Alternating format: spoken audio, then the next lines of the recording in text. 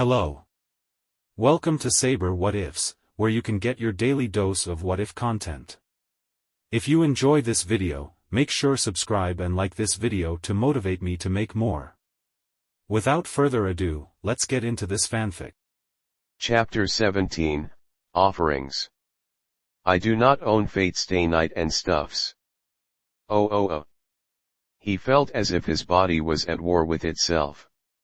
It was an odd sensation, as if two parts of his being, which were normally perfectly compatible with one another, were now fighting to overcome the other simply because the other existed. Death. Life. Taking. Giving. Darkness. Scorn. Acceptance. Cold. Warm. And strangely above all else a distracting thirst that would not go away. These sensations as well as many others that he had no words to describe swarmed his mind, body, soul, and entire being as if it was the battleground. He watched from his hill of blades as the moon and the sun fought for supremacy over the sky. It was nothing really to marvel at under most circumstances, as there was very little to watch or see happen. However, it still happened slowly as it may. The change was there, however, he couldn't tell what had happened or how long it had been happening. Nor could he tell how long it would continue to happen.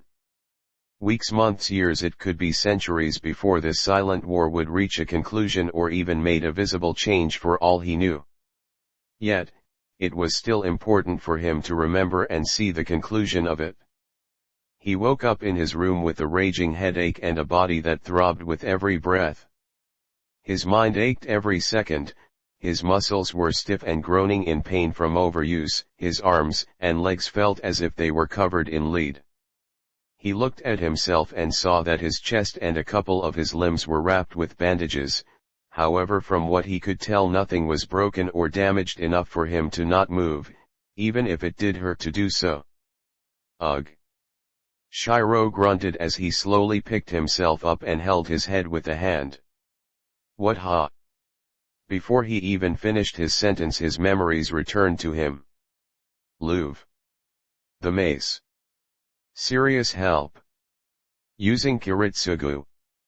Killing the vampire after projecting every weapon in his reality marble. Well, that would at least explain why he apparently passed out after killing Louvre and why his circuits were throbbing like crazy. He felt as if he had just projected Avalon for the first time all over again. Getting up, he reasoned that Rin and the others must have taken him back home after he passed out. Since he was still alive and treated, he assumed that they must have taken out the other vampire as well. He just hoped they weren't hurt in the process. Shirou frowned as he put on a fresh pair of pants. Despite the fact that the old man had carried himself as if nothing was wrong when he last saw him, Sirius had taken more damage than he did in the fight. If something wasn't done soon, he could be in a fair amount of trouble. Rin was a good medic if needed, but if someone truly capable was necessary to aid the blacksmith, then there was a chance that they would require the aid of the priest again, something he was not looking forward to if that was the case. Even if his father hadn't warned him of the executor's threat level, he still would never have trusted the guy. Shirou paused as he reached for an undershirt and noticed that he still had the crimson shroud around his mouth and neck. He honestly didn't know what to do with it at this point. He had developed a sort of attachment to the cloth, however he knew that he would never be able to wear it in such a fashion in public without gaining unwanted attention, which was something that all magi try to avoid. Still, he remembered Louvre doing something to his body that had to do with the vampire blood in his body, so he didn't know if the time needed to keep it on was extended. Deciding to keep it safe, the teen channeled a small amount of prana into the fabric around his neck and altered its shape around his body until it was a fairly tight short-sleeved undershirt. It caused his circuits to throb a small amount, however it was still very much manageable. Shirou nodded in satisfaction as he briefly inspected his work before grabbing one of his casual shirts to put on. Fully dressed and confident that he was ready for the day, he made way to the kitchen. If he was lucky and didn't encounter anyone on the way there, Shirou planned to start making himself some food. Not only was he more than a bit hungry at the moment, but after what he had just been through he needed something to help calm his thoughts.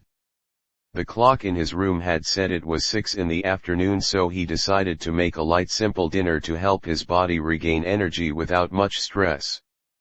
Now, the only real problem, as far as he knew, was deciding on what to make.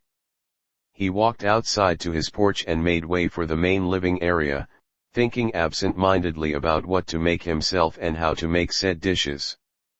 The sun was just about set and the partially sky, giving the masses of water vapor a rather rare pinkish and soothing hue. He never noticed that the direction he was walking to was the location of several very strong magical signatures. Maybe a quick stir-fry. Shirou mumbled to himself as he listed off rather simple dishes out loud. Then again, I haven't tried to make any Western dishes in a while. I could try to make some pasta and marinara sauce. He distractedly walked through his home and opened the door to the living room to reveal that it was full of both people he knew and had never seen before in his life. I'm gonna need more spaghetti, he said absently as his mind tried to catch up with the image in front of him.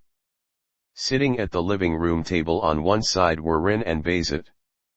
On the other side of the table were Waver and a woman with brown hair in a ponytail, a white coat and brown pants made of extremely fine material, a crimson bow around her neck, and a gauntlet on her right hand which he immediately identified as mithril and possessed a very nasty and bloody history behind it. She looked like she was born to be all business and screamed of nobility. Off to the side on his living room couch was some young boy with medium-length black hair wearing a simple white and gold robe and black pants. The child seemed fairly harmless as he donned a pleasant and amused look on his face.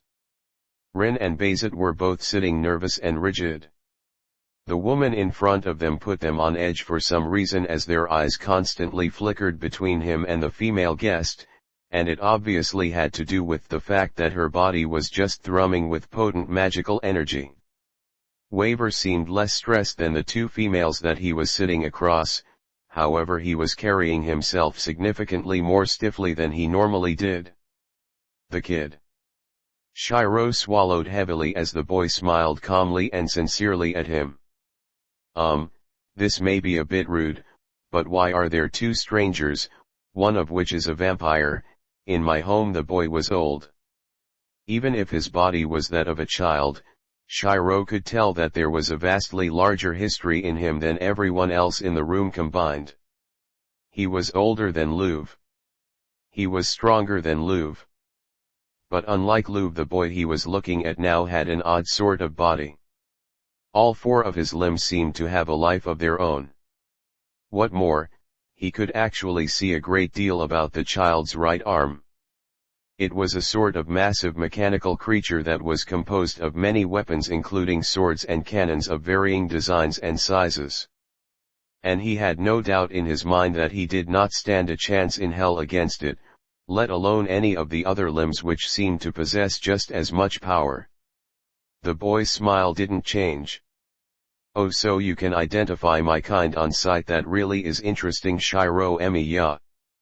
He glanced at the faker curiously. I see my right arm in particular has your interest. Is it because she is partially made of swords that you can tell what she is? Crown. The brown-haired woman spoke up in an otherwise calm and polite tone, causing Rin and Bayzit to flinch. I would be most appreciative if you would hold your petty mind games with the boy until after I am done conversing with him. The boy identified as Crown shrugged and bowed to the noble-bearing woman. As you wish, my lady Bartholomew. Shirou's mind literally froze. Can you repeat that please? I could have sworn you just said Bartholomew. Shirou, it would be best if you be more careful with your words right now. Waver warned calmly but with a sharp and telling look in his eyes. You are in the presence of the vice director of the clock tower, Lady Lorelei Bartholomew. He glanced at the boy on the couch, as well as the 20th dead apostle ancestor and member of the church's burial agency, Miriam Solomon, also known as Crown. Miriam laughed as he and everyone there watched Shirou blink in confusion and disbelief. Ha ha. I think you broke him. I knew I made the right decision to stay here instead of with Kotomani. Still your tongue, vampire. Lorelei shot a threatening glare at the ancestor. The only reason why I am allowing your presence and existence is because you are a notable member of the church. It is an honor to be given such a privilege by one such as yourself. The eldest one there bowed sincerely, not at all threatened by the woman's thinly veiled threat. Since my home isn't the center of a massive crater in the earth, I'm guessing that both of you want to talk to me for some reason. Shirou hesitantly as he slowly sat himself down at the head of his table.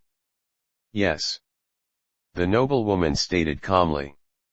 However, if what you say does not please me, do not be surprised if your first assumption does eventually come to pass in one form or another.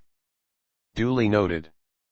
The redhead smiled weakly as he looked around and noticed something. This may be a bit sudden, but has anyone gotten you any refreshments? I noticed that you don't have anything in front of you. Lorelei narrowed her gaze at the boy skeptically. No, I have not. However, to be frank, I do not think or expect that anything inside this building would be up to sufficient standards. The boy's demeanor relaxed somewhat and looked at her curiously. I think I still have some Earl Grey in the cupboards. He offered innocently. Waver, Bayzet and Rin all froze at the boy's stupidity. Once again in his effort to be helpful he had inadvertently proven the Queen of the Clock Tower was wrong and as such insulted her. Granted, he was not exactly accustomed to dealing with nobles and as such didn't know that he had made such a mistake, but most of the upper ranks of the clock tower would have been glad to use Shirou's statement as an excuse to do who knows what. The woman looked at Shirou with an unreadable gaze before closing her eyes and donning a patient pose. Next to her, Waver made some small gestures to the boy to urge him to go make the tea if he valued his life. Wasting no time, Shirou walked quickly to the kitchen and began to prepare the drinks. I'll be just a moment. Does anyone else want something to drink as well? I would like a cup as well. Waver nodded. Lord knows he needed one to calm his nerves right now. Technically he would prefer something with at least 100 more proof and one of his cigars to do that job, but he didn't want to risk it at the moment. I am good. Bayzet smiled nervously, obviously not in the mood to eat or drink anything right now.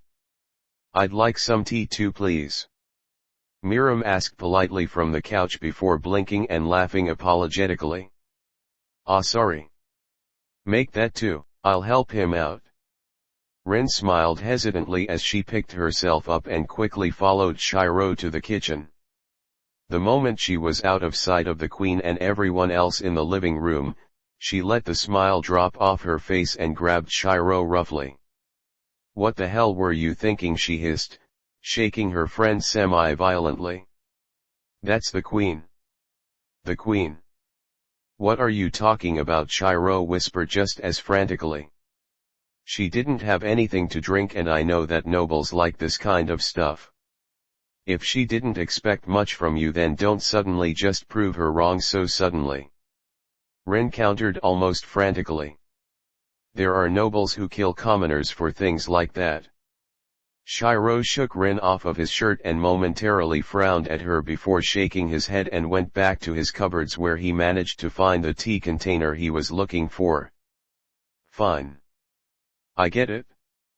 I'll be more careful about how I offer help. No. No helping. The Tosaka argued as she took out the teapot from the area where Shirou kept his cooking ware. You'll make things worse if you open your mouth and offer your services. Just shut up and answer any questions she asks you. If you do any more than that, you'll probably get killed or worse. She frowned as she began to get out some cups. If you need a reason to keep that mouth of yours in check, then do it for the old man.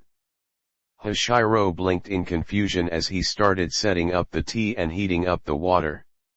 What's wrong with Sirius Jiji? He's injured, but from what I can tell he's not in any danger.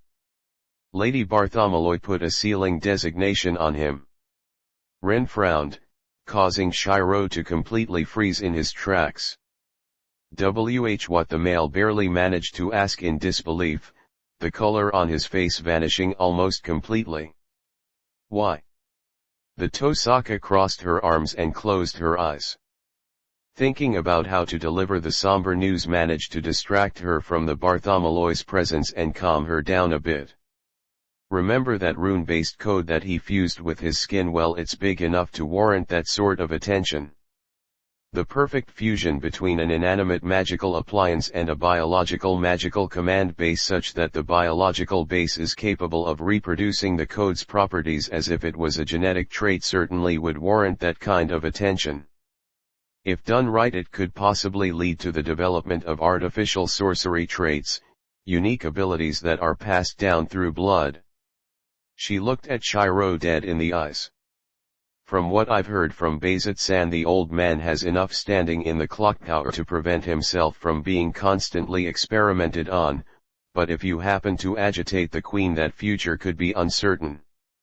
Regardless, he's been in the lady's care since the fight ended, getting treated for his wounds. I don't know where he is, and demanding for his location is akin to committing suicide. She narrowed her gaze. Once again. Please don't say anything stupid or try to be helpful. It will only make things worse right now. Plus it would hurt my chances of getting her to sponsor my entry into the association. She mentally added. Ren was on Shirou's side in this matter, and she did want to help him, but that didn't mean that she couldn't see a golden opportunity to benefit her own future when it presented itself. Got it? Hey, do you think I can convince her to not Sirius Jiji? Shirou began to ask Rin hopefully before the girl shot him a deadly look that left no arguments. Never mind. He relented, knowing if the girl gave him that look then there was no point in trying to convince her otherwise. I'll try, but I'm not going to be rude to a guest and give them the silent treatment. That might make things worse. Fine, but if she kills you, don't say I didn't warn you. Rin held her hand to her face in frustration and glared at the boy before noticing something. Where did you put the shroud? I thought that you still had it on when we put you in your room. I turned it into an undershirt since I didn't know if I should still keep it on or not when I woke up. He replied as he lifted up his outer shirt to reveal his makeshift crimson one underneath. Louv did something with his daughter's blood in me when we fought. I don't know if it lengthened the time I need to wear this thing or not, but to be honest I kinda like the thing now. I just couldn't wear it around my head all the time or else people would start looking at me funny. The Tosaka nodded. Good idea. Just make sure that you don't tell her about it. We don't know how she'd respond to it along with all the other crap you're involved in. He looked back at the living room with a depressed expression before turning back to Ren. What about that Solomon guy? Why the heck is he here? Ren's demeanor relaxed a bit more as she shrugged. I don't really know. He says that he came here because he was interested in that mace that Louv was using against you, and he guessed that Lady Bartholomew would be here soon, which was apparently right. He claims he's a collector of holy artifacts for some reason. He's so into those things that he's even working with the church just so he can get more as payment. He watched the fight in the park with Kaire, who I'm guessing told him of everyone, but thankfully the priest didn't follow him here. She shook her head. There's a ton of reasons why he could be here right now. He could simply be here for the mace. He could be here to get revenge on you for killing a fellow ancestor, but I doubt that since everyone knows that the ancestors actually go to war against one another for fun. He seems pretty nice. Shirou commented as he noticed the water beginning to bubble, but there's no way that we would stand a chance against him if he did decide to fight us. He's in a completely different league than Louvre. You could tell right off the bat too, huh? Rin let her head sag, depressed. To be honest, all that means right now is that you have to be careful of what you say to him as well. We are hosting the equivalents of the dragon and the tiger in your living room right now. I figured. Waver Nii and Sirius Gigi told me how the Bartholomew despise vampires and how the queen puts even them to shame. To have one of the ancestors in my home is just asking for it to be destroyed. Shirou relented before turning to his friend. I haven't asked yet, but what happened after I? He flinched as the fact that he killed someone finally registered in his mind. Well, you know. Beat Louvre. Rin sighed and looked up to the ceiling. Well, to start things off, it's been almost a full day since the fight. The first thing that happened after that was you passed out from exhaustion right next to the corpse. It wasn't that surprising since I've never seen you project that many weapons at once before. She scratched her head. After that, Bayzet and I had to take a few seconds to convince ourselves that you did just pull off killing the vampire before we got our butts into gear and ran to make sure you were alright and that the bastard was already dead. It took a tiny bit later to get to you than we would have liked, cause there were just so many shattered codes lying around both of you that we had to be careful or else we might have set something off. Oh yeah, he did have a lot of codes with him at the end. Shirou mused. What happened to them? Lady Bartholomew had been watching the entire event and had a fair number of her private group of enforcers with her. Rin answered. When I was busy healing you, she and Lord El Meloy II arrived to inspect everything up close. They had come across the old man while getting to us and had some of her men treating him and took the mace into custody. During that time the geezer fell asleep and he's been out ever since. The rest of her group are either working in the park to repair the damage done to it, recover all the codes that Louvre summoned, or they're stationed around the house right now since she's been here since this morning. This morning Shirou blinked as the pot began to boil at the right amount to serve tea and he quickly attended to it. She's been in my home all day. Why? Rin rolled her eyes. Why else she wants to talk to you? It's not every day that you see a kid beat an apostle ancestor at their own game, you know. Plus it doesn't help that at some point Lord El Meloy let it slip that you're the magus killer's son. Hell, he even went a step further than that and referred to you as the second magus killer. Of course you would warrant some interest to her, or to any other noble for that matter. She frowned at the boy. Like I said, Emiya-kun, be very careful of what you say around her, because if she thinks you could be a potential threat, make no mistake that she would incur the wrath of the clock tower on you. Shirou smiled nervously as he began to pour the tea before taking out cream and sugar for those who may have wanted some. I'll keep that in mind, but what about Solomon-san? When did he get here? Rin's eyebrow twitched. He actually got here before we did. He gave us a damn big scare with that casual smile when we saw him on the couch like that. He introduced who he was right off the bat and said he was a member of the church. Since my family has some connections with them, I was able to confirm that he wasn't lying with a few specific questions, but that really didn't make Bayzet-san or I any more comfortable with his presence. Still, there wasn't anything we could do to make him leave. Not that he was being an unreasonable guest. Quite the opposite, really. He just asked for a room that was isolated from sunlight for the day. He was really adamant to stay here for some reason. She rubbed her temples tiredly. I nearly had a heart attack when Lady Bartholomew came here this morning and noticed his presence. Had he not actually stepped out and briefly talked to her when she first detected his presence, I'm guessing that your home really would have been destroyed by the time you woke up.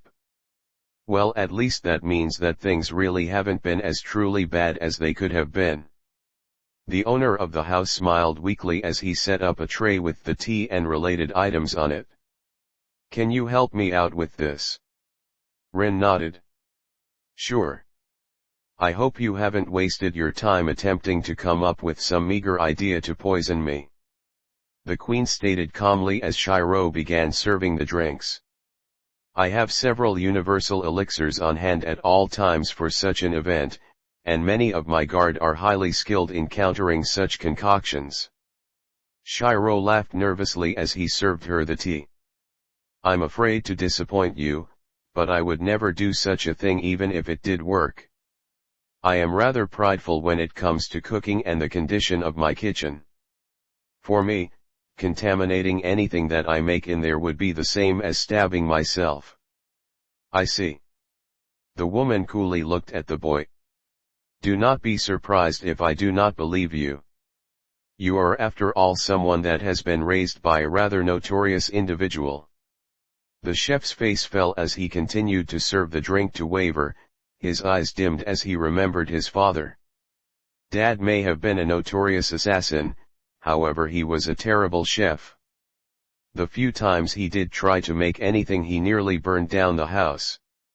"If I didn't learn how to cook early I would have spent much of my life going out to eat or having cheap canned food for every meal of the day, a sufficient reason to take up the skill," Lorelei stated as she quickly chanted a few spells under her breath to ensure that neither the tea nor the cup she was holding were laced with any form of poison, curse, parasite, spirit, spell or anything intended to harm her upon skin contact or digestion. "Though I am somewhat surprised that your sire never hired any servants. From what I assumed he accumulated during his career, he could have easily hired one or two post-mortem." The woman's words struck a chord of curiosity with the rest of the guests there. If Kiritsugu was as wealthy as the woman suggested, then there was no need for Shirou to do some of the things he puts himself up with, like working a job after school or being careful about acquiring several specific texts and materials over the years. Dad liked things simple. Shirou shrugged as he finished serving the tea. "I myself work a side job even though he left me a fair amount of money because I don't want to rely on it to get through with day-to-day life. Independent and self-reliant to not even rely on your family's funds even when you have full access to it." Miriam blinked in surprise before smiling as if he heard something very appealing. "You are becoming even more interesting than I originally suspected, Emiya-san. I find most magi these days to be far too reliant on their connections and their history for my liking. It is very comforting to see someone like you in this day and age." He looked down at the 2 cups of tea he was served. "And so well accommodating too." He didn't blink as his left arm glowed momentarily, causing the rest to momentarily be on guard before the glow subsided and separated from his body to shape. Rat Rin fumbled with her words as a pure white rat with a large red gem the size of its plump body around his neck and a rather cute crown upon its head. Judging from how Bayzat was staring at it, it was safe to assume that she was experiencing a similar reaction, only she had the control to not say anything. "I would prefer to be called by my moniker, the King of Rats, if you don't mind, young lady," the rat replied in an elderly but polite and sincere tone before looking at Shirou. "And to the owner of the house, I thank you for your generous hospitality." Thanks. I think." Shirou blinked, clearly not expecting one of Miriam's limbs, each of which possessed an inhuman amount of power, to turn into such a small creature. "Are you sure you can finish that cup? It's a bit bigger than you are." The rat blinked before shaking his head in embarrassment. "Ah. Of course. Where are my manners? This is not a form to take when conversing with others and partaking of food. My apologies." Moments later the small rodent had transformed via some magic to take the form of a somewhat elderly man in a black priest's garb and a grandfatherly-like smile on his face. "I hope this form of mine is more appealing to the guests here," he stated before taking the cup in front of him and taking a sip. Wonderfully done. My compliments. I knew that the ancestors were capable of miraculous feats, but I never imagined something like this. Waver blinked in awe.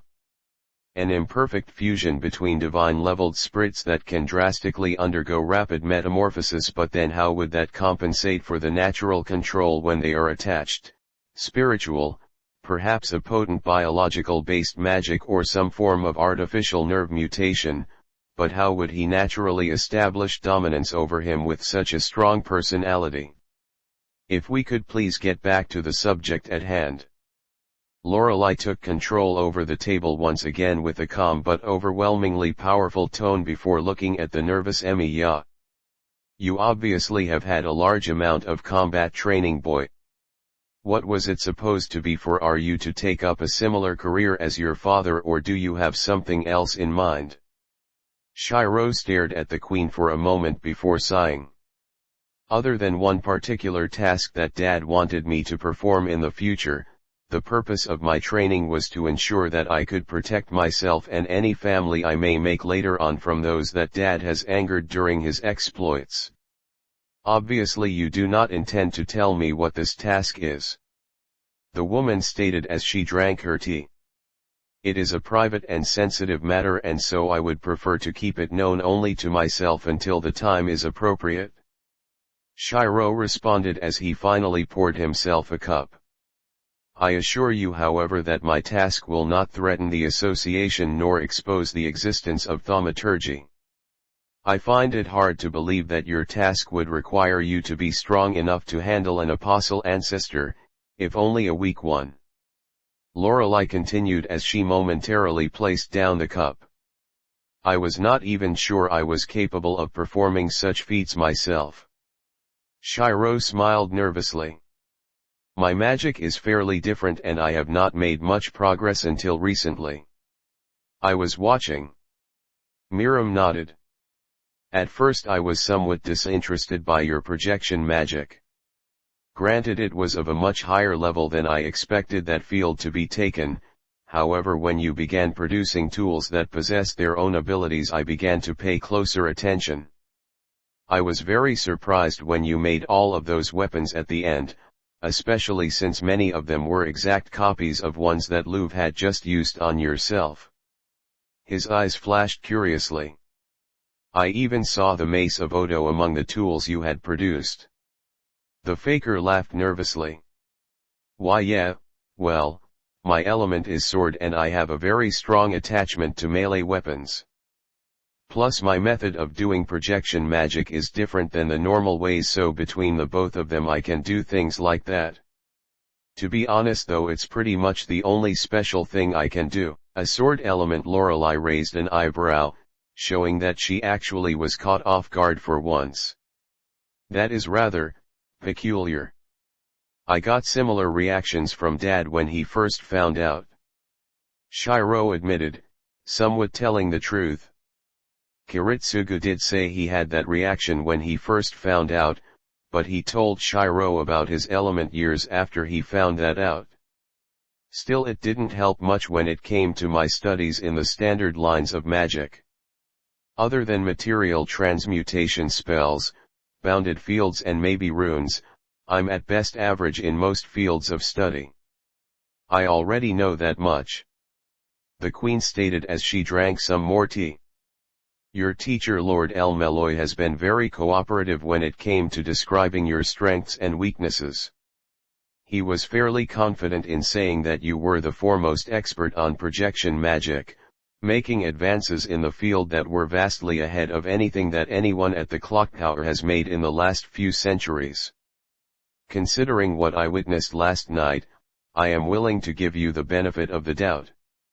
Shirou let out a breath of relief. So long as you provide me with an adequate example of your work. The woman continued as she took out the mace of Odo from a small pouch that was next to her, causing many there to blink in surprise. This is indeed the weapon that Louvre wielded in your fight. I wish to see how well your imitations compare to an artifact of significant making. Witnessing your work from a distance was not enough for me to come to an adequate conclusion of your capabilities. Should you perform above expectations, I may even consider sponsoring your entrance into the clock tower. Rin's stomach nearly jumped out of her throat at the statement. Getting sponsored was one thing. Getting sponsored by the queen herself was on a completely different level.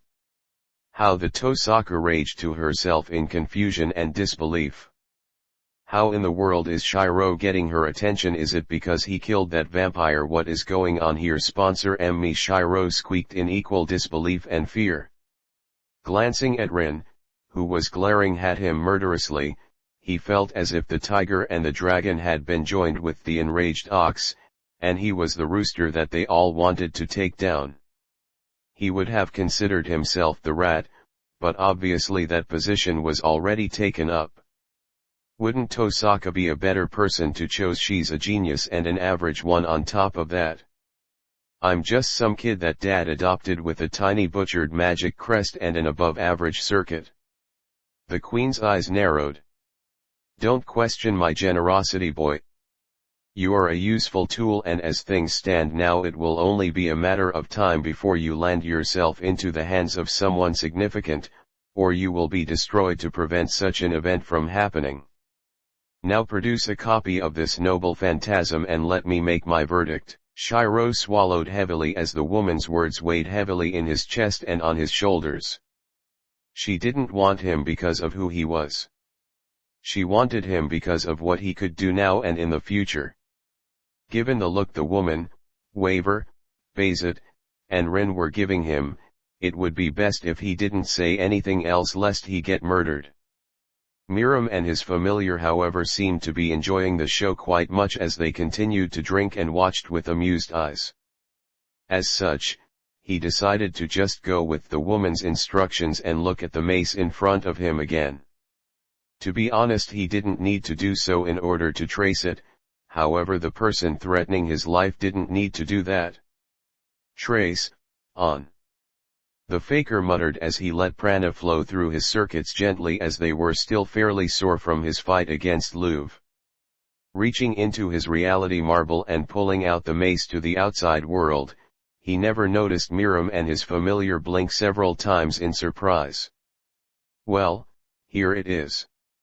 Shirou smiled weakly as he handed his replica of the noble phantasm to Lorelei. If anything else, it at least looks exactly like the original. The woman commented dryly as she took the copy into her other hand and inspected it critically.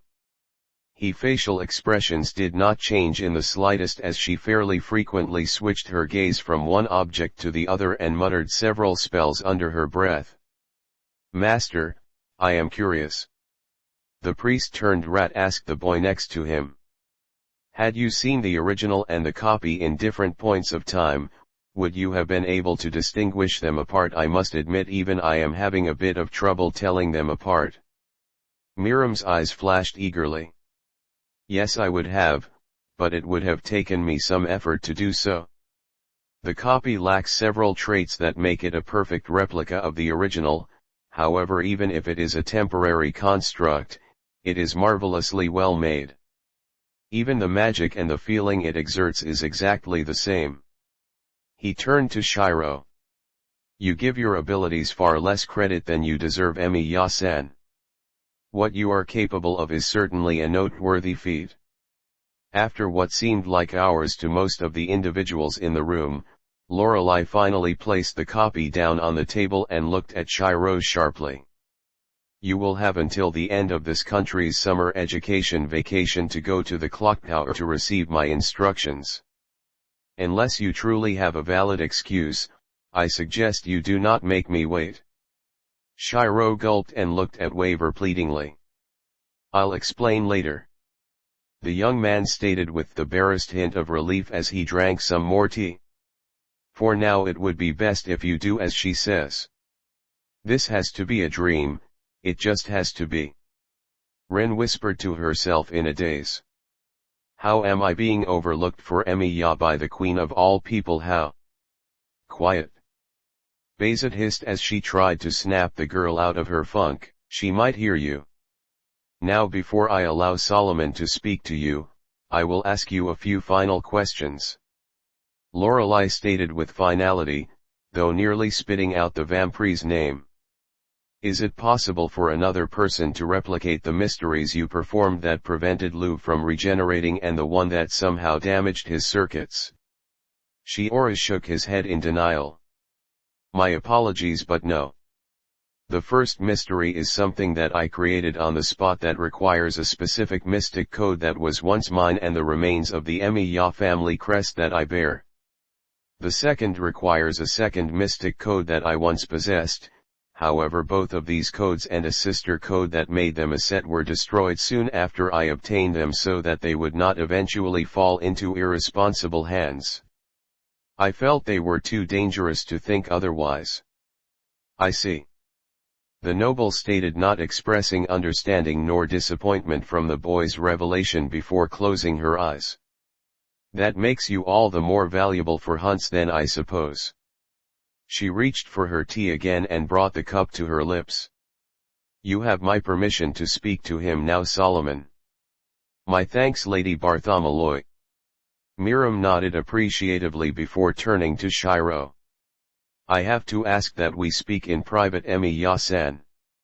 What I wish to speak of is not something I want others to know of. Forgive me if I express discomfort with that request, Lord Solomon. Waver frowned. Your kind has not been known to be rather trustworthy, especially as of late. You have my word as a member of the church's burial agency. The boyish immortal assured Waver. Besides, if I were to do something to Emiya-san now, I would not be able to barter for the mace with Lady Bartholomew afterwards, would I? My lady. Bayzet looked nervously at the mace. I highly recommend against allowing that mace to go to anyone's hands. We had enough trouble removing it from Louv's to begin with.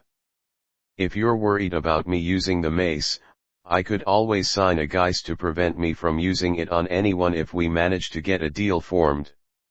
Miriam smiled non-threatening. I really enjoy collecting rare ancient artifacts and I make it a personal rule to not use them for fighting. It's really just a hobby of mine, to be honest. The one-armed vampire picked himself up and walked to the porch. Now if we could go to somewhere more private. Shirou looked at his guest skeptically before relenting and getting up.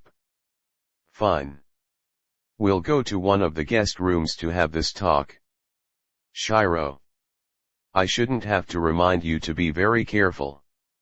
Waver narrowed his eyes at the boy. You tend to be a bit too trusting at times. Don't do anything reckless. I'll try, though I don't really think I'm in the mood to be very trusting to any new people right now after what's happened recently. The teen replied tiredly as he led Miriam to another part of the house. It's a very smart thing that you do that, Emiya-san. Miriam nodded. I wouldn't trust myself either if I just went what you did. You're not making this any easier for me, you know. Shirou glanced at the vampire warily. Just trying to help.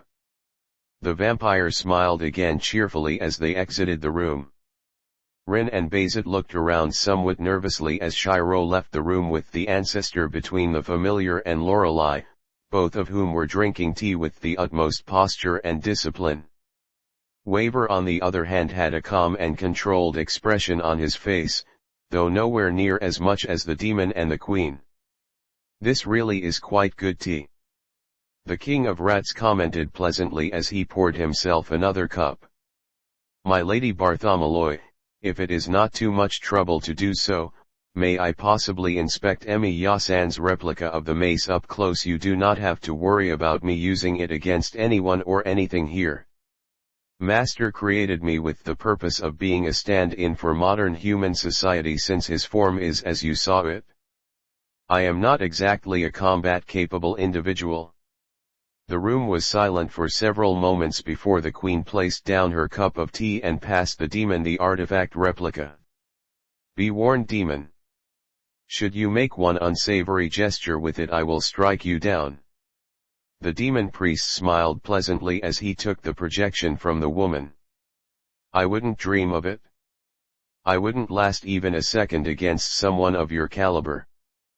Forgive me for asking, but I have never heard of a demon being so well-mannered and pleasant to other humans before. Rin spoke up. Considering what you are and who your master is, I would have expected something a bit more, reserved at the very least. The king of rats smiled. You are not the first to say that, young girl. My master himself was also quite intrigued when he first realized that I am rather fond of the human race, even though he did not create me as such. He raised the mace to the light in the room to get a better look at it. When he asked me about it, I merely replied that I constantly work for the betterment of all rats, my master, and humans, so long as the latter continue to make pizza, of course.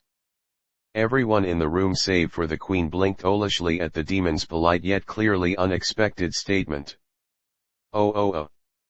So what is it that you wanted to talk to me about? Shirou asked curiously and nervously as he and Waver sat each in a chair in one of the guest rooms of the house. Miram mused, for all intents and purposes acting and looking as if he really was a 14-year-old boy. I have several questions, but in a way the big one would be where to begin. Normally I am not the one that would be doing this, but from what I've seen you do, there really would be no one else that could adequately do the job without causing an uproar. He sighed defeated. Oh well, there is a first for everything, I suppose. He looked at Shirou dead in the eye. Shirou Emiya. I am here to offer you the position as number 10 of the dead apostle ancestors, as you are the most fitting successor to the previous 10th, Louvre. Shirou's world froze. His breathing had stopped. His heart was still and his eyes could not tear themselves away from the vampire in front of him. Fortunately, Lady Bartholomew is under the impression that Louvre's daughter put you under some sort of blood curse, which can explain what Louvre himself said during your bout, otherwise I doubt you would be even alive right now. Miram continued as he put on a ponderous expression, clearly talking more to himself more than Shirou at this point. It would be more accurate to say that your potential is potentially even greater than Louvre's. I was uncertain before, but when you produced that mace earlier I could tell that you do in fact have a reality marble. Even if it isn't completely manifested inside of you, it is a mystery in itself that you managed to develop it this much at such a young age. Normally it would take centuries for even a powerful apostle to be able to get it to your point, yet you are not even in your later teen years in age. Plus there's the fact that you are so familiar with how it works that you have been developing it long before you even obtained any apostle blood. No wonder Louvre was so immensely enraged by your mere existence when he fought you. You are young even by human standards, but you already have what he will take several more centuries to obtain, not that you are fully qualified for the position either at the moment, but still. Wait. Shirou finally managed to find his voice again. You want me to be an apostle ancestor? Miram shrugged. It's less of a matter of desire and more of simple qualification. When one of our kind is predicted to die in the near future by Altroch Brunstead, another ancestor, they are informed so that they can prepare their successor with the proper information and equipment so that the damages done to their work and territory are kept to a minimum. While it may have been by accident, you have not only inherited the man's blood through his daughter, but also a good portion of his legacy as well, in the form of the codes he collected, which you can replicate. It may sound like a sick joke to you, and no doubt to many others of my kind who would desire the position, but for better or for worse you are in fact the most suited to succeed him as of this moment. But, how Shirou tried to wrap his head around a new twist to the situation. He had to be asleep. That was the only explanation to rationalize how bizarre things had been since he woke up. There was simply just no other reasonable explanation for the Queen of the Clocktower's presence in his living room and the dead apostle ancestor offering a position of equal power right in front of him. I'm human. I haven't been turned and I don't drink blood. Isn't the requirement for being a dead apostle to at least drink blood as a habit? I'm not even dead. Normally yes. Miram nodded as he inspected the boy with a careful eye. It was only then that Shirou noticed that unlike most vampires that he had encountered or heard about, Miram's eyes were a dark blue color unlike the standard blood red. However, if what I have gathered is correct, you managed to intake a substandard amount of blood into your system when the one that infected you died, and then you were treated for it quickly afterwards. Whatever you are using has done a rather good job of preventing the conversion of your body into one of my kind. However, I am guessing that when Louv agitated the remaining blood inside your system, he inadvertently permanently converted some of your body's nature to match qualities with my kind's. The elder shrugged. I believe that it would be best to describe you as a hybrid of sorts. You are without a doubt human, however it would be a lie to say that you aren't at least in part one of my kind as well. To be frank, if you were only partially transformed and killed Louv through some other mundane method, we wouldn't be having this conversation.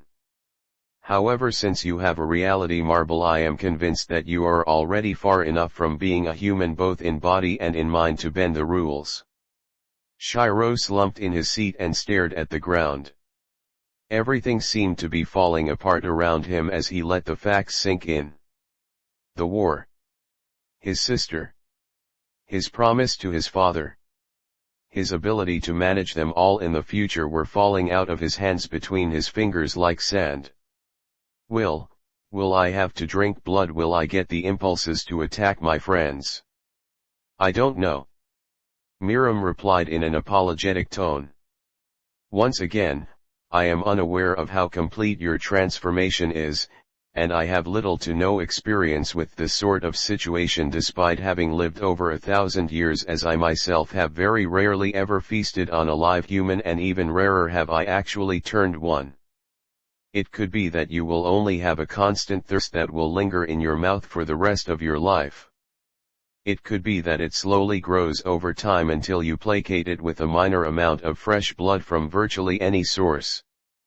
I myself only drink a cup of blood every week or so, and that in itself is above the minimum to maintain my body. Still, accessing blood in a city without harming anyone is fairly simple for a magus with moderately standard hypnotizing spells. Or I could just go on the internet. Shirou absently stated, knowing that it was pretty easy to buy virtually anything online these days. The internet? You mean that device that normal humans are using these days to rapidly send information to one another? Miram tilted his head to the side.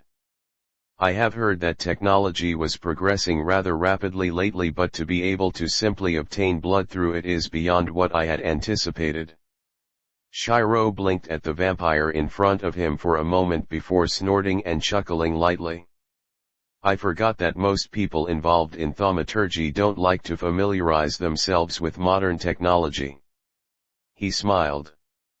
It's not very polite to laugh at your guests, especially ones that are trying to help you. Miram pouted. I'm sorry. Shirou grinned weakly. I guess I'm just very tired right now and am having trouble controlling my emotions. Miram shook his head. On the contrary, you are doing far better than most. A majority of vampires would attempt to gloat, make plans to obtain land, power, and prestige, all while attempting to look humble. It is refreshing to meet someone as upfront as you for a change, even if many others of my kind would simply see it as a weakness. Tosaka says the same thing. Shirou shook his head before dropping it. I appreciate your offer, Solomon-san, however even if I did take it, I am still just an average magus in every field outside of combat. I have nothing to enforce my territory in case someone decides to come and attack my friends save for said friends themselves, and I don't want to put them into any danger because of me. Right now accepting the position is more of a curse than a boon. Miram nodded slowly as he looked at Shirou curiously. You are indeed correct. As you are now, even if your territory is only the city, you would not be able to defend it well, but, can you answer something for me? So far all of your comments and questions about your current situation revolve around protecting your friends and ensuring their safety.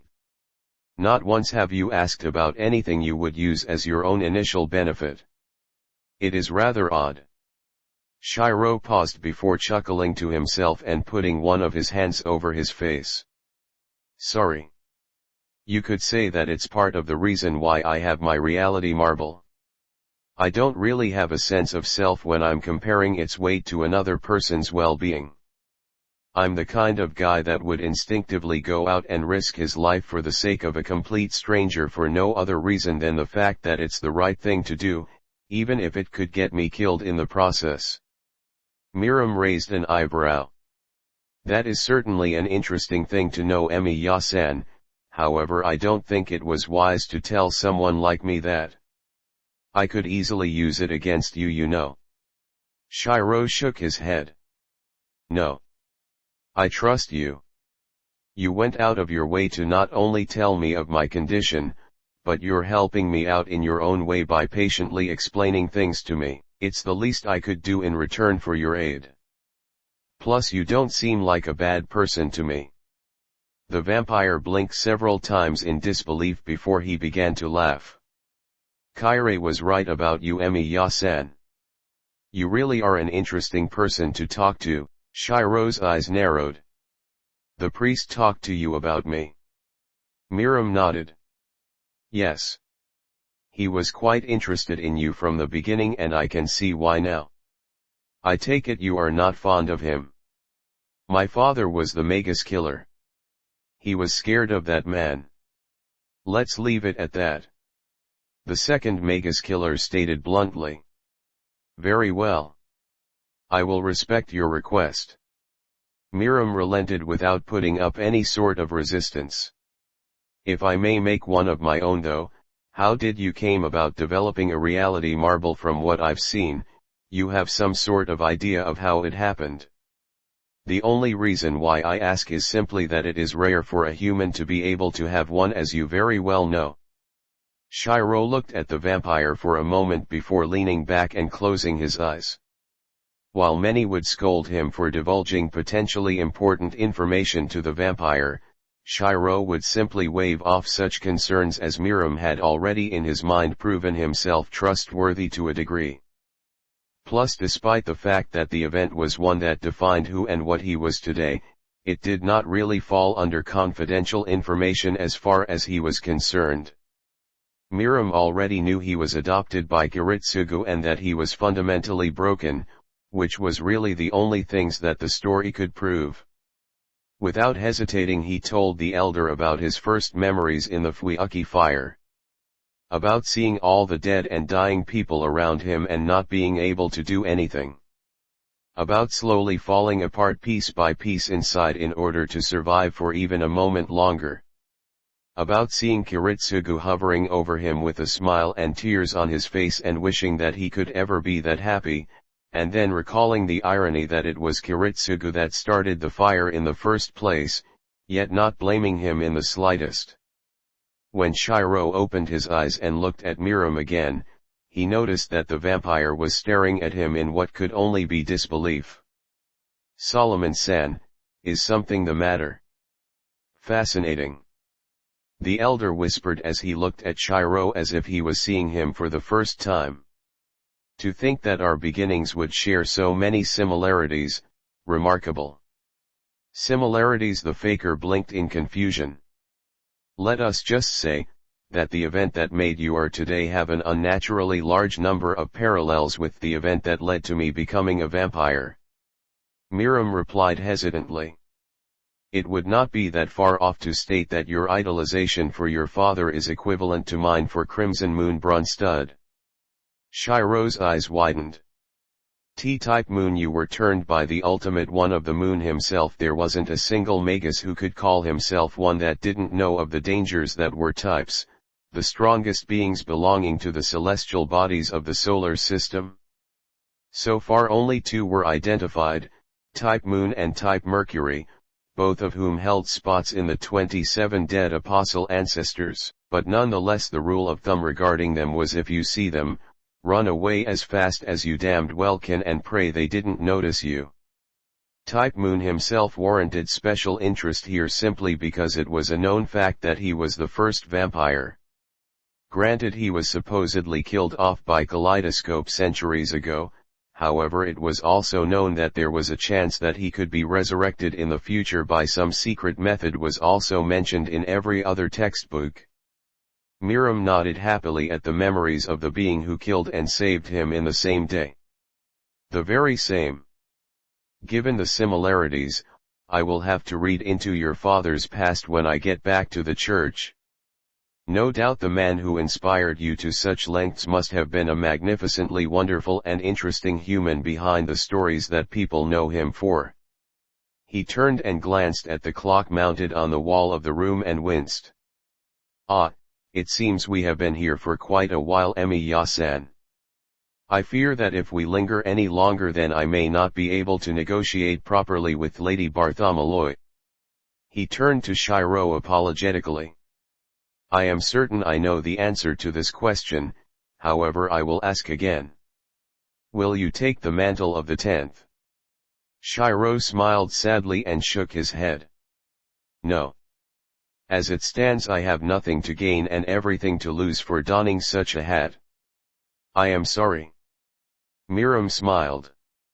That is quite all right. Just do not be surprised if a rat comes by every few months with a similar offering. There are multiple openings in the 27 that have been there for centuries, and I think that in time you would make a wonderful addition to our little club. We are in no rush. The odds are likely that should you accept it when you are 50 we would allow you to have it with little issue. Regardless of that, you interest me very much. I will have to talk to you again sometime soon. If anything else, consider me your ally in the dark. Shirou returned the smile. I'll try to be more accommodating when you arrive then. Miriam led the younger man outside of the room.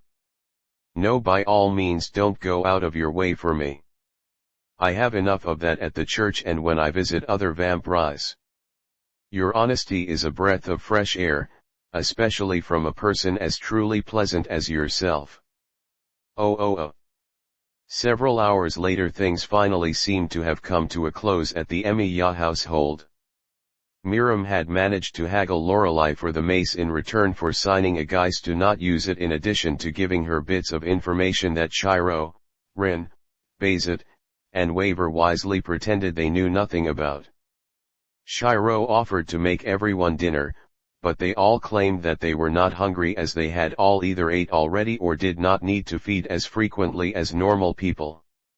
So right before he finished making a simple meal for himself, his guests began to leave one by one. Miriam left first stating that if he didn't he would make everyone feel nervous being what he was without a human powerhouse to possibly keep him in check, which Rin and Bayzet both agreed to.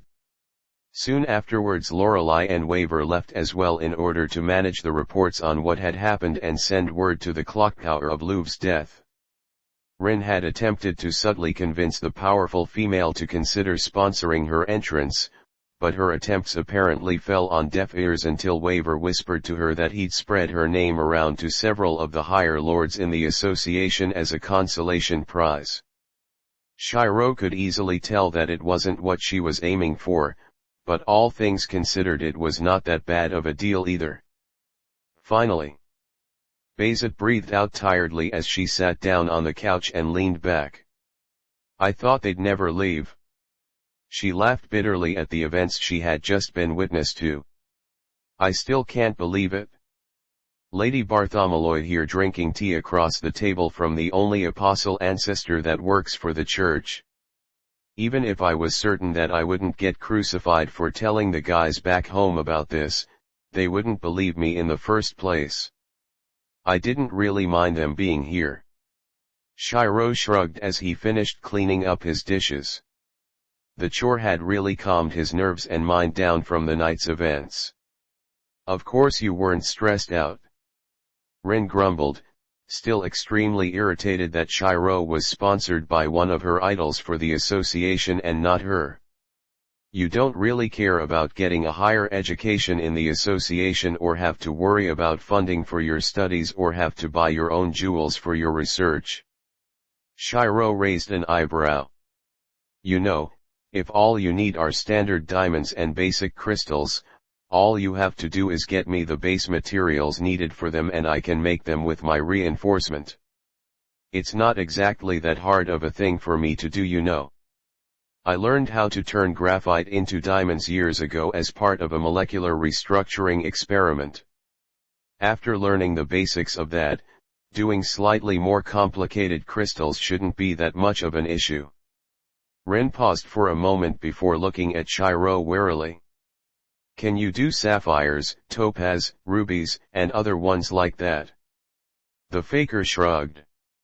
Sure. Their basic structuring is pretty simple to set up since crystals are basically an eternal pattern up until you run out of materials. Plus if you need spirits bound to them, all we would need to do is get a few and then cut them with the jewel with Emiya.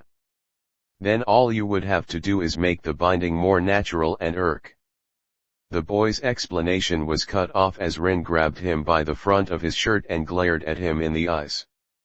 Emiya-kun. The genius girl growled as she held him at his mercy. I am very conflicted right now. Part of me wants to murder you where you stand, and the other part wants nothing more than to bow down before you and thank the root that you are mine to do with as I wish. I do not like being conflicted like this, so I will not do either. She evened her glare at the boy.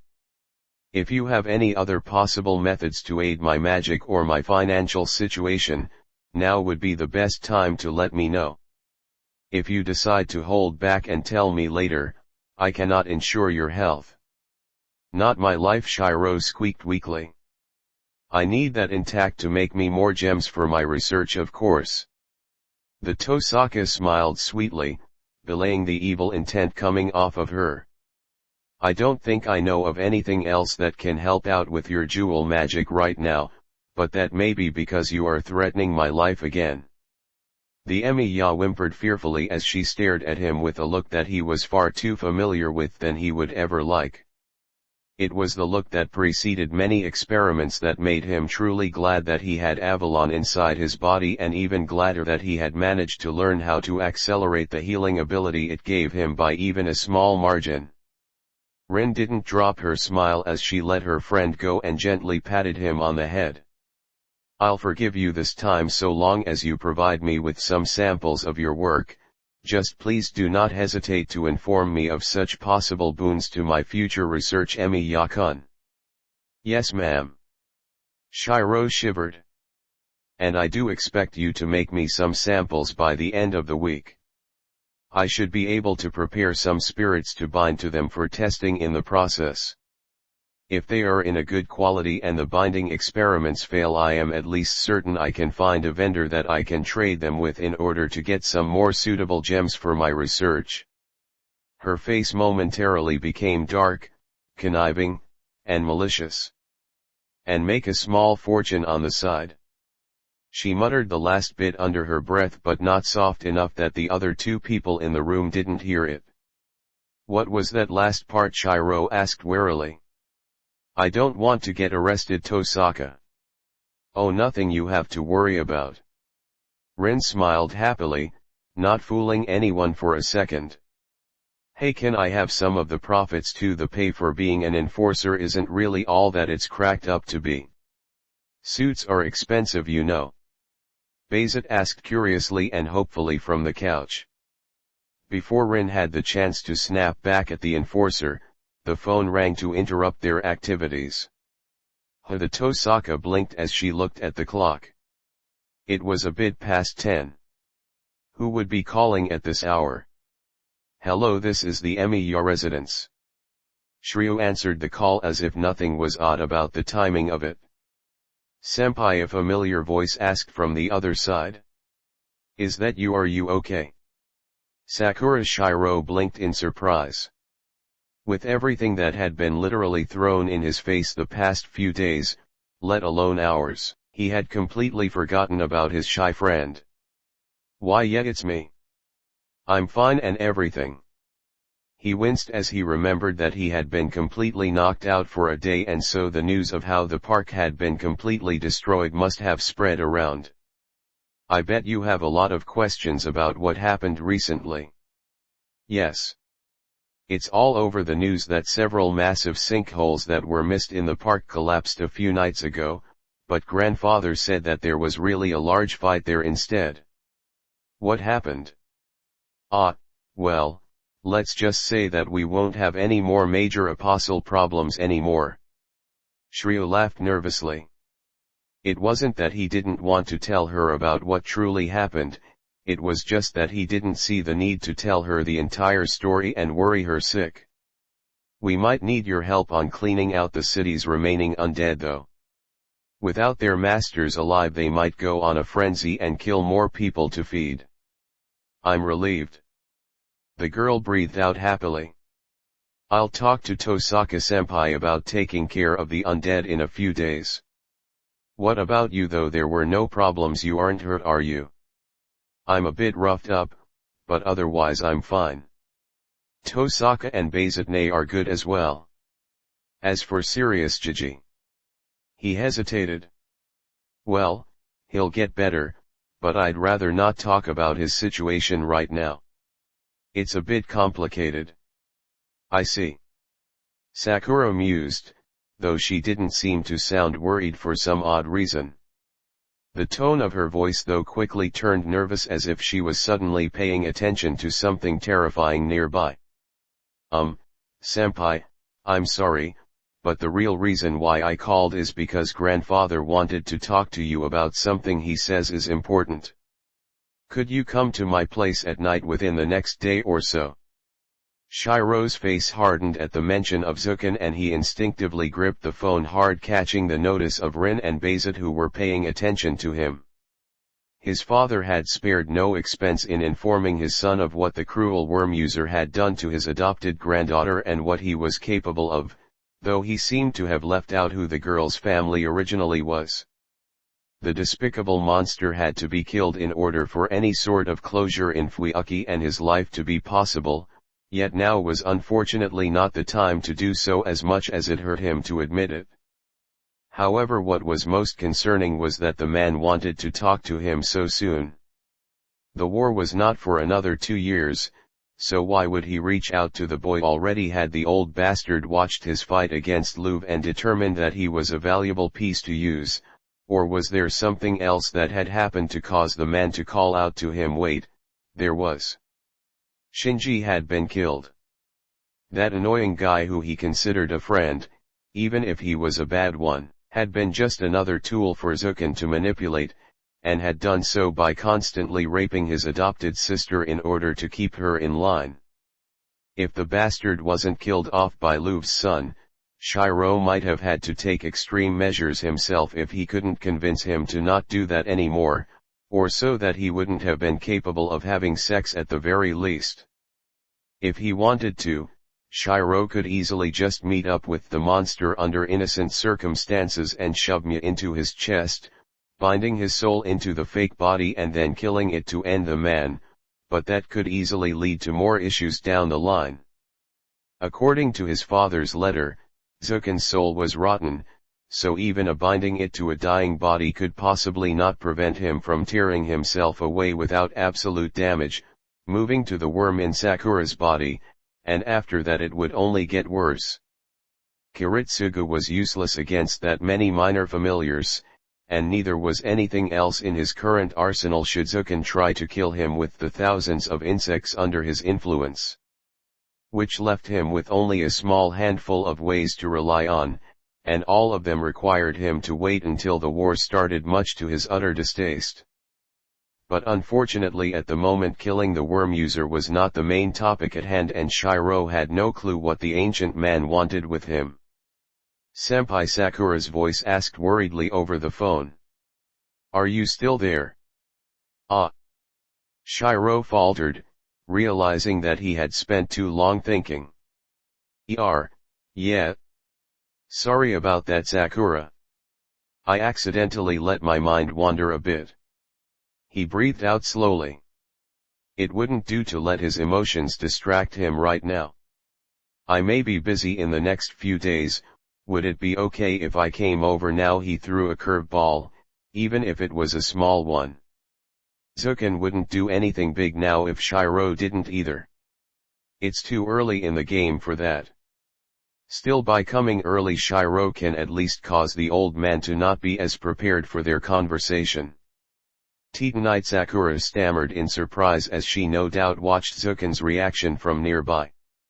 Shirou was certain he heard the old man laugh, which was akin to rough gravel shifting around. Grandfather says that's fine as well.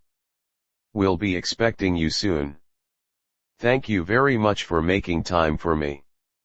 The Emiya thanked the girl politely. Senpai.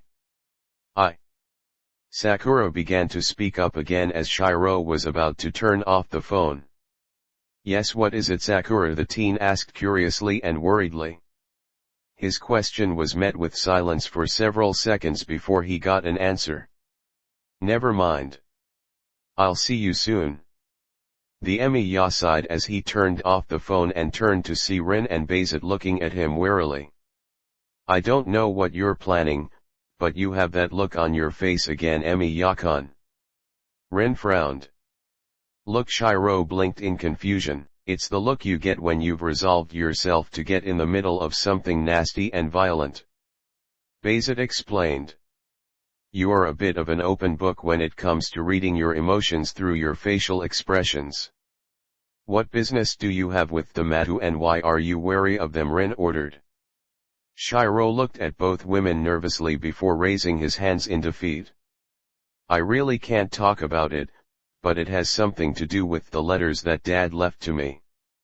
That's really all I can tell you right now. Please don't make me say any more. The Tosaka frowned. I'm inclined to do so if Zukin's involved. If you make an enemy out of him for whatever stupid reason you give him, I am obligated to join him since our families are allied. You didn't simply react to Zukin's mentioning, you nearly blew up. The only time I saw you go that far was when we found out that Shinji was killed. I don't want to have to risk choosing between family pride and you. Shirou smiled nervously. Don't worry, Tosaka. I'm not in any condition to start any fights right now. Zukin just wants to talk to me about something, that's all. That's what I'm worried about. Rin countered. That old bastard is almost on par with the fake priest when it comes to feeling either infuriated or threatened. The faker laughed lightly as he walked to the door. Considering I just hosted the head of the Bartholomew family and a dead apostle ancestor in my home at the same time for the past 4 hours, I'm fairly certain that I can keep my cool for a while longer. Thanks for the concern though. Shirou. Wei. Rin tried to stop her friend, but she was already too late as the door closed behind him. He's up to something. She growled. Hey Rin, is this Zukin guy really that big of a concern that Shirou might be in danger? Bayzet lifted her head from the couch concerned. The dark-haired teen bit her lip in frustration. Yes and no. He's strong enough to kill Shirou if the idiot doesn't pay attention, but he isn't the type to throw the first punch either. I don't know what he's up to, but whenever he makes the effort to reach out to someone, bad things happen to them. I take it you're speaking from experience. Bayzet frowned as she looked at the girl skeptically. Rin's silence spoke volumes. Emiya-kun. So nice of you to arrive so soon. Zukin smiled as he opened the door for Shirou. You have to excuse my granddaughter. She is a bit tired from running errands lately and I am afraid the shock of Shinji's death is still lingering. Shirou extremely doubted that what Zukin said was the truth in the slightest, but he made no indication as he walked in the front door. I know what you mean. I'm also a bit numb with it still. When he showed up like that. He shook his head. At least he was avenged in the end. Yes, I heard. No doubt that the event in the park was really your final confrontation with the abominations. The worm wielder nodded approvingly. You have my thanks for that, though I am somewhat surprised by the damage done there when I inspected the aftermath. What sort of spells was that remaining demon using to cause such an effect? The faker's eyebrow twitched, knowing that the old man was beating around the bush. It was the father of the vampire that turned Shinji that did that. He had some kind of mystic code mace that did most of that damage in the fight, though I don't know where its origins were located. A code, how odd, though I suppose it no longer matters. The creature is dead and you are in one piece. It doesn't feel like it? Shirou grumbled, causing Zukin to laugh dryly. No, I suppose you wouldn't after fighting such an opponent, but then again it also speaks wonders about your ability to defeat him in the first place. I had some help from Rin and a few friends that had a bone to pick with him. Shirou brushed off the compliment. It felt wrong to him to accept compliments from this guy on a fundamental level. I just managed to carry my weight around and deal the final blow. Dealing a final blow to a powerful apostle though is in itself a feat, what with their unique regeneration abilities and all they are capable of. Zukin smirked as he glanced at Shirou. I am quite curious as to how you managed to get around that. Is this what you invited me over to talk about? The faker asked with a slightly irritated tone, no longer in the mood for the old man. I'd rather not recollect that fight for a while or tell people I am wary of about how my mysteries work. The old man merely laughed again with that grating voice of his that caused the hairs on the back of the teen's neck to stand on end. My apologies. You are quite in your right to make that request and it is very rude of me to inquire of such things. They entered the living room and both sat down in their own seats facing one another. No, the reason why I called you here is for more sensitive and personal matters. Shirou raised an eyebrow. Sensitive and personal? If it's that important, why are you calling me here? You only met me a couple of weeks ago at the most. Your presence here is not due to your relationship with me, but due to your relationship with my grandson and granddaughter. The old man sighed in apparent exhaustion, something Shirou didn't buy for a second. As you probably determined by now, Shinji was not born with any magical ability or circuits, so when Sakura entered the family and it was determined that she had the potential, she became the successor of the Matu thaumaturgy. Unfortunately, due to certain issues regarding the nature of her birth and the way our family teaches the subject, I needed to take some certain liberties when it came to her training. He saw the teen glare at him angrily. Your assumptions of what I did to her are most likely not far off. You are well within your right to despise me for what I have done to my family, however what's done is done and we cannot change that. Shirou was indeed enraged at Zukin. However, a good part of his pent-up anger had to do with the way the old man told him the tale of Sakura's past. It sickened him to admit it, but the man had indeed told him the truth.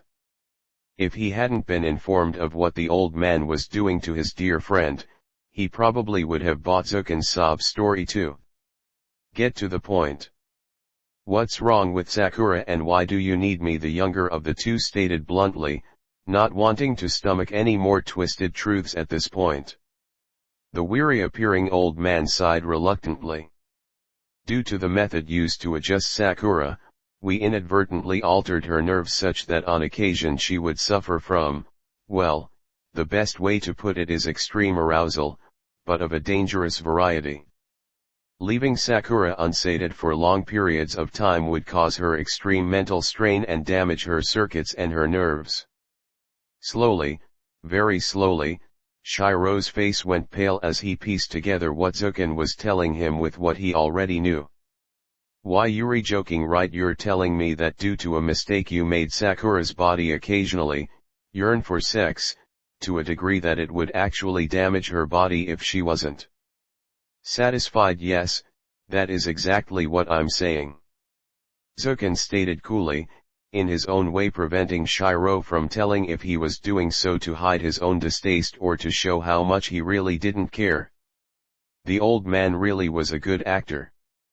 Having Sakura's best interests in mind, after a certain point I had Shinji take up the task of curbing this risk. Meaning you forced Shinji to rape her? Shirou stated the obvious with a bit of a murderous tone in it. At first yes, however as time went on he seemed to enjoy the act to the point that I no longer needed to tell him to do the act. Regardless, at that point was either that or have her self-destruct. I chose the lesser of two evils given the circumstances. The magus answered without any remorse. However now even you should see our current issue. Shinji is dead and as such we need someone to fill his place or else my granddaughter will slowly lose her mind and her circuits will destroy her from the inside out. Shirou blinked in confusion before Zuken's words sunk into his thick skull. You want me, to? He began to sum up the old man's request before his brain shut down for the third time since he woke up that evening. Oh no. No no no no no no no no no no. Have fairly frequent intercourse in order to save her life. Yes.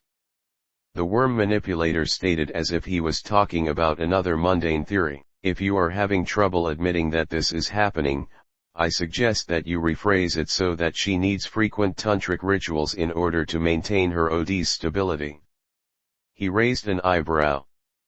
Though I am not sure why you would be hesitant. From what I understand my granddaughter is rather attractive by today's youth standards, or are you simply one of those types that have other preferences? Could you please stop talking for a moment? Shirou asked with as much politeness as he could muster. I'm trying to make sense out of this. I've had a very stressful day and you are not making things much better. I apologize, however you now see the problem at hand. The old man stated. Why can't? Shirou began before taking a second to get used to the topic of conversation. He had no doubt that he was going to have a horrendous taste in his mouth when this farce of a deal was done. Why can't Sakura just please herself? Her circuits become unstable and her OD gets low when she suffers from long periods of inactivity. Masturbation takes care of one issue, however I have found that when her OD reach minute levels her nerves have a tendency to act up again fairly rapidly. Zuken replied. She needs the release and the extra supply of energy in order to stabilize. The reason why I called you is because not only are you the only person that Sakura seems to trust comfortably with this, but you are also the only male magus of reasonable age in the city, and as such can do the best job out of anyone I can think of. If you decline I am afraid I will need to take more radical actions in order to preserve Sakura's life. Shirou bit his lip in frustration as he tried to think of more questions to ask and get more information out of the situation. He was so stressed at this point that he managed to draw blood without even noticing. How often will I need to stabilize her? I often go out of the country during the main breaks for weeks at a time. I might have to be gone even longer due to recent events and I assure you they aren't negotiable. If I try my luck you'd probably never hear from me again. The old man's face scowled. That indeed is an issue. Assuming your internal OD is large enough, I can estimate that Sakura should be able to last at most about 4 weeks without causing any severe issues from what I have seen with Shinji. Perhaps 5 if she can prolong it with her own activities. I can't believe I'm having this conversation. The redhead grunted with his even redder face in his hands. Grow up. Zuken said bluntly, having no time for childish qualms. This too is a path that many magi must walk eventually. As we walk alongside death, we must go hand in hand with many other obscure and otherwise distasteful subjects as if it were a constant companion. Sex is no different. In fact I am surprised that you are not somewhat elated to be offered to have my granddaughter as your partner. Does she not appeal to you? Shirou shook his head. It is not a matter of her appealing to me. Sakura is a very beautiful and kind person, but right now I am more concerned over her well-being than I am of my own libido. And that is another reason why I chose to go to you first. Zukin nodded. You seem to truly care greatly for both my legacies, though why for Shinji I probably will never understand. I can trust you with taking care of Sakura from herself and from any other possible threats. Other possible threats? Could he be talking about the war? The teen's eyes narrowed. Why can't you simply reverse, undo, or stop what you did to Sakura, or at least try to find someone who can? Zukin narrowed his eyes at Shirou. Even if I could do such a thing, I will not. Sakura is the only person capable of passing down the Matu's magic, and as such she needs to be able to perform it. So long as she is able to live and continue my legacy, I have no issue with our current situation. Regardless, her change was done so long ago that nothing can be done now. Her nerves do and will continue to act up on occasion. Her internal energy does occasionally get low, and as such she needs someone to be her partner in order to survive. There is nothing to get around it. The shriveled man paused. Well, there is one way. And here it comes. The real reason why he wants me here. I should have seen this coming. Shirou mentally growled. Go on. What do you know about the Grail War? Shirou grit his teeth so hard he was fairly certain that one of them cracked as he walked back home. Of all the bombs that had been dropped upon him since he woke up, this one was by far the one that got to him the most. He didn't mind getting forced to join the association since he knew that there was a chance that he was going to go there anyways to further some of his studies. Getting offered a position as a dead apostle ancestor was a big shock, but thankfully Miram was an understandable person and accepted his denial without much issue. But being forced into being a part of Sakura's life and make those plans for the war, he could stomach a lot of things, but this was where he truly got pissed. Had he not already been aware of how truly cruel and malevolent Zukin could be, he might have completely walked into the old bastard's hands unknowingly and wound up destroying the world. Thankfully he had managed to adjust the initial deal so that he would have a better advantage of things in the long run, if he had enough energy to keep things going that long at least. Everything was changing so suddenly.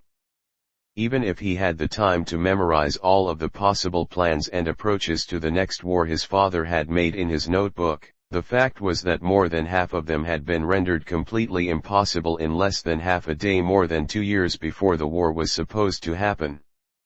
Damn it! He grunted as his hands made fists so tight that he began to draw blood without even knowing it. Without even paying attention he flooded his body with prana and punched a street lamp that was right next to him as hard as he could. His enforced limb sunk into the metal without much issue and caused a massive dent in the shape of his fist. Thankfully he did not touch or break any of the wires inside of it and get electrocuted, and the hole he made wouldn't be enough to knock the pole over. However, he did still manage to break a few bones in the process. Damn it! He yelled in frustration, still not noticing the pain in his arm. If you keep on going like that, I might have to take you down, Shirou. A voice calmly stated from the shadows nearby, distracting the teen from his anger as he turned to the source to see Bayzet staring at him. I don't know what's gotten your panties in a bunch, but I'm fairly certain I've trained you to control yourself better than this. Shirou clicked his teeth in irritation and looked away, both embarrassed and frustrated. He really wasn't in the mood to be lectured right now, and getting asked questions on what happened would only make his mood worse. What are you doing here? He asked with as much stability as he could muster at the moment. Rin was worried about you going alone to the Matus, and I can see now that she was right to be so. Bayzet crossed her arms and looked at her student with a concerned gaze. I won't ask what happened or what you talked about in there if you don't want to, but I will ask that you calm down. Nothing will get done if you start raging around wildly like this. The teen looked at his elder warily before sighing deeply and letting his arms relax by his sides. His face turned from one of anger to one that was extremely tired and depressed. You're right, Nei-san. Sorry. The elder shook her head and walked over to the boy as a sister would to her younger sibling. Come on. Let's get back to your place. You must be exhausted since you still haven't fully recovered and all these things have happened. I'll ask Ren to put you under a sleeping spell for a while so that you can recover more. When you wake up you can decide on what you can do next and if you want to tell us what happened. She patted him gently on the back. Like it or not, you are going to have a very rough time ahead of you in the next few months. Yeah. The redhead muttered tiredly as Bayzet led him back to his house. Months. Regardless of what Bayzet said, the facts would not change. A deal with the devil had been made that night. From Zukin's perspective, everything was stacked in his favor without any sort of risk. In Shirou's, which was more realistic, it was more of a wild gamble with a very large number of variables that had yet to be determined.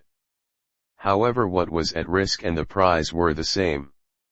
And so 2 years before the war officially started, over a year before the first command seals would appear on the participants and even longer still before said participants were even chosen, the Fifth Holy Grail War had unofficially begun. Chapter 18, Global Variables. I do not own Fate Stay Night and Stuffs. The streets of Fuyuki City. Rin grumbled as she and Sakura walked next to one another during the night once more to clean up any potential undead that may have lingered from the incident 5 months ago. This is getting annoying. Why are they still here? I thought we got the last of them a month ago, but no, there's still somehow a couple left that managed to avoid all those stupid bounded fields we set up.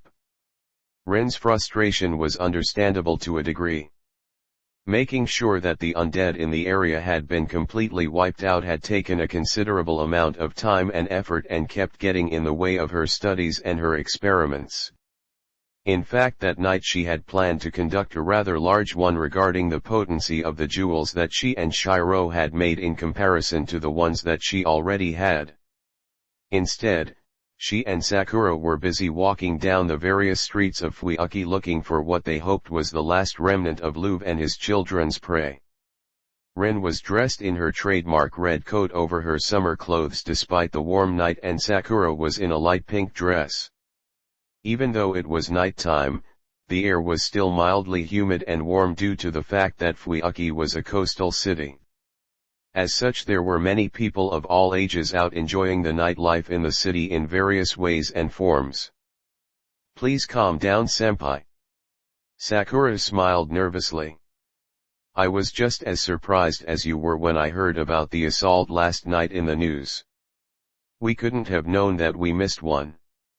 Besides, we have been doing a pretty good job of managing things by ourselves even though we're inexperienced to a degree. Yeah.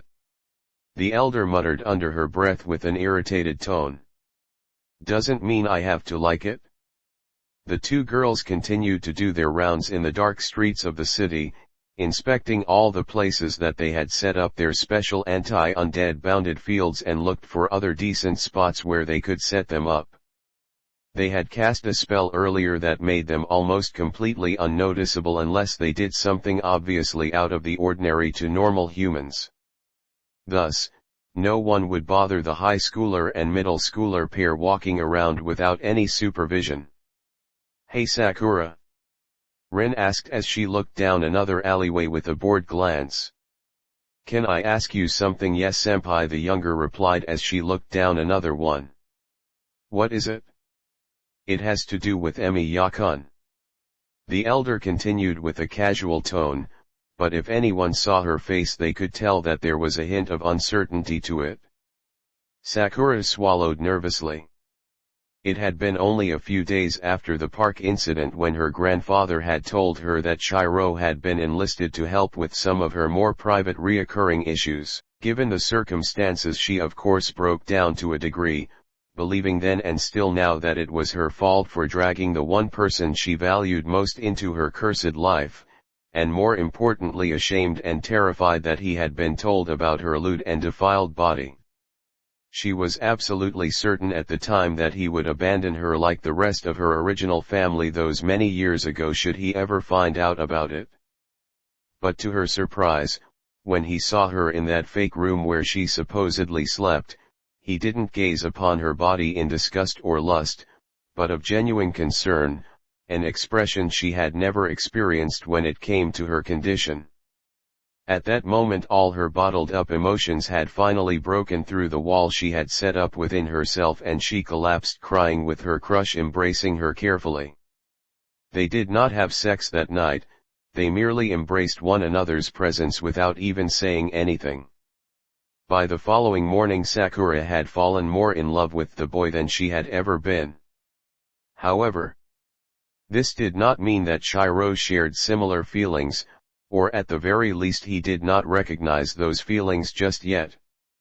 Granted, she still had yet to truly inform him of her true feelings, but most males should have gotten a hint or two by this point. Yes, the teen did genuinely care for her, however Sakura noticed that he put an effort to try and keep their relationship as it had been before the vampire incident. Sometimes it was as if he was unaware of how to interpret his own feelings at times, and at others it was more like he was distancing himself when he really didn't want to. They did eventually have sex, and while the Emiya did have far more stamina than Shinji did, he was not as experienced as her brother either, for obvious yet unfortunate reasons. This led to their first few sessions being a bit awkward at times, but Shirou quickly gained experience with Sakura's guidance and made their little private moments more pleasurable for the both of them. On occasion he was surprisingly rough as well, much to her secret pleasure and surprise given how much of gentle nature he has, however such moments were very short-lived. In a way it made her ecstatic. While she may not have truly captured her senpai's heart just yet, she had obtained a significant lead over Rin in their competition to get the redhead's affection. It was one of the few secret sins that she held that she could truly be happy about having.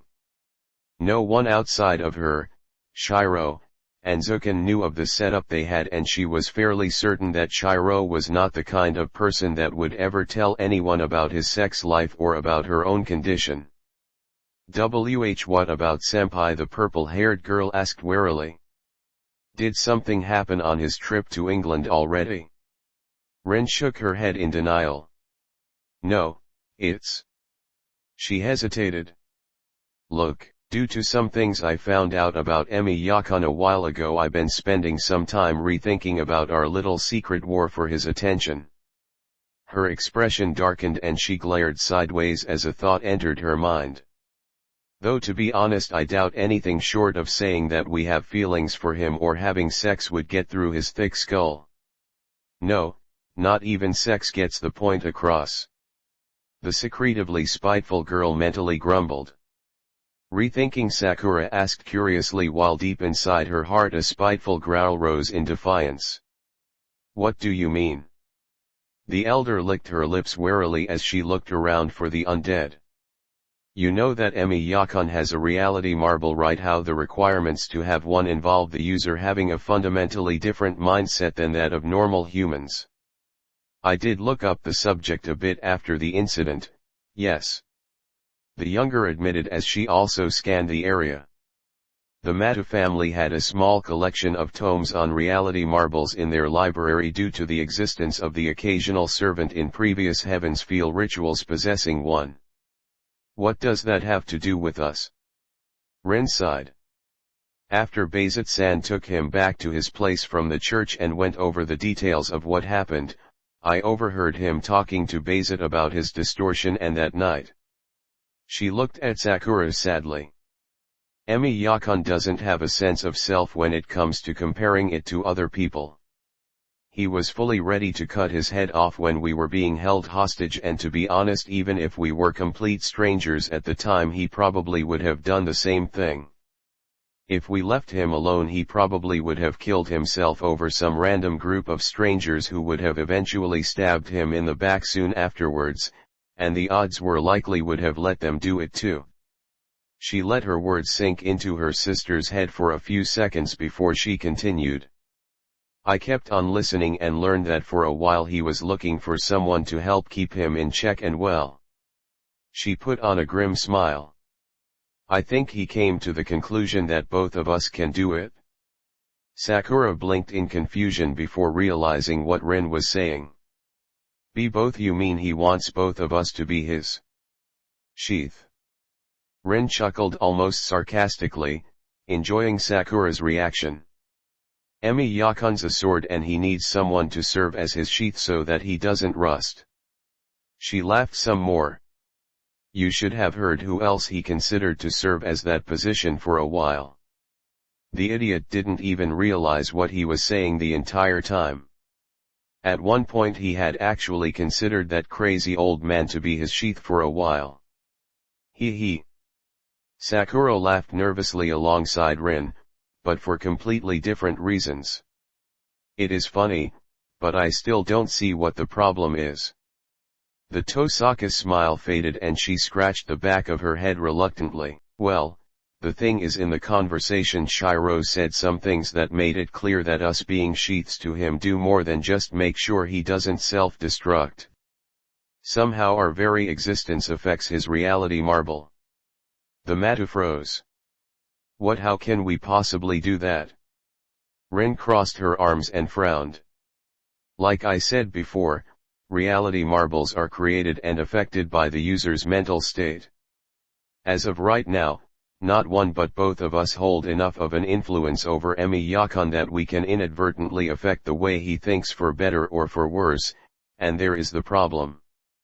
She rubbed the bridge of her nose in a weary fashion. If we try to push and pull him between ourselves, I'm concerned that we might accidentally alter his mind in some way. Considering the fact that it's not only technically his greatest weapon but also a reflection of his mental state, doing that would be a bad idea in the long run. Sakura swallowed heavily as she fearfully thought of her actions doing anything that could possibly mentally scar her crush, and very deep down she secretly reveled a small amount at the knowledge that she held such a power. What do you suggest we do then? The elder looked to the side evasively, not wanting to make any eye contact with her sister. Well, to be honest, the only thing I can think of at the moment is simply to share him, kind of. Sakura blinked, surprised as she ran Rin's proposition in her mind but still didn't process it. What did you say? I said we should share him. Rin repeated herself a bit more forcefully. Technically it doesn't mean much right now since he's still an oblivious idiot, but I think that it also has to do with his distortion.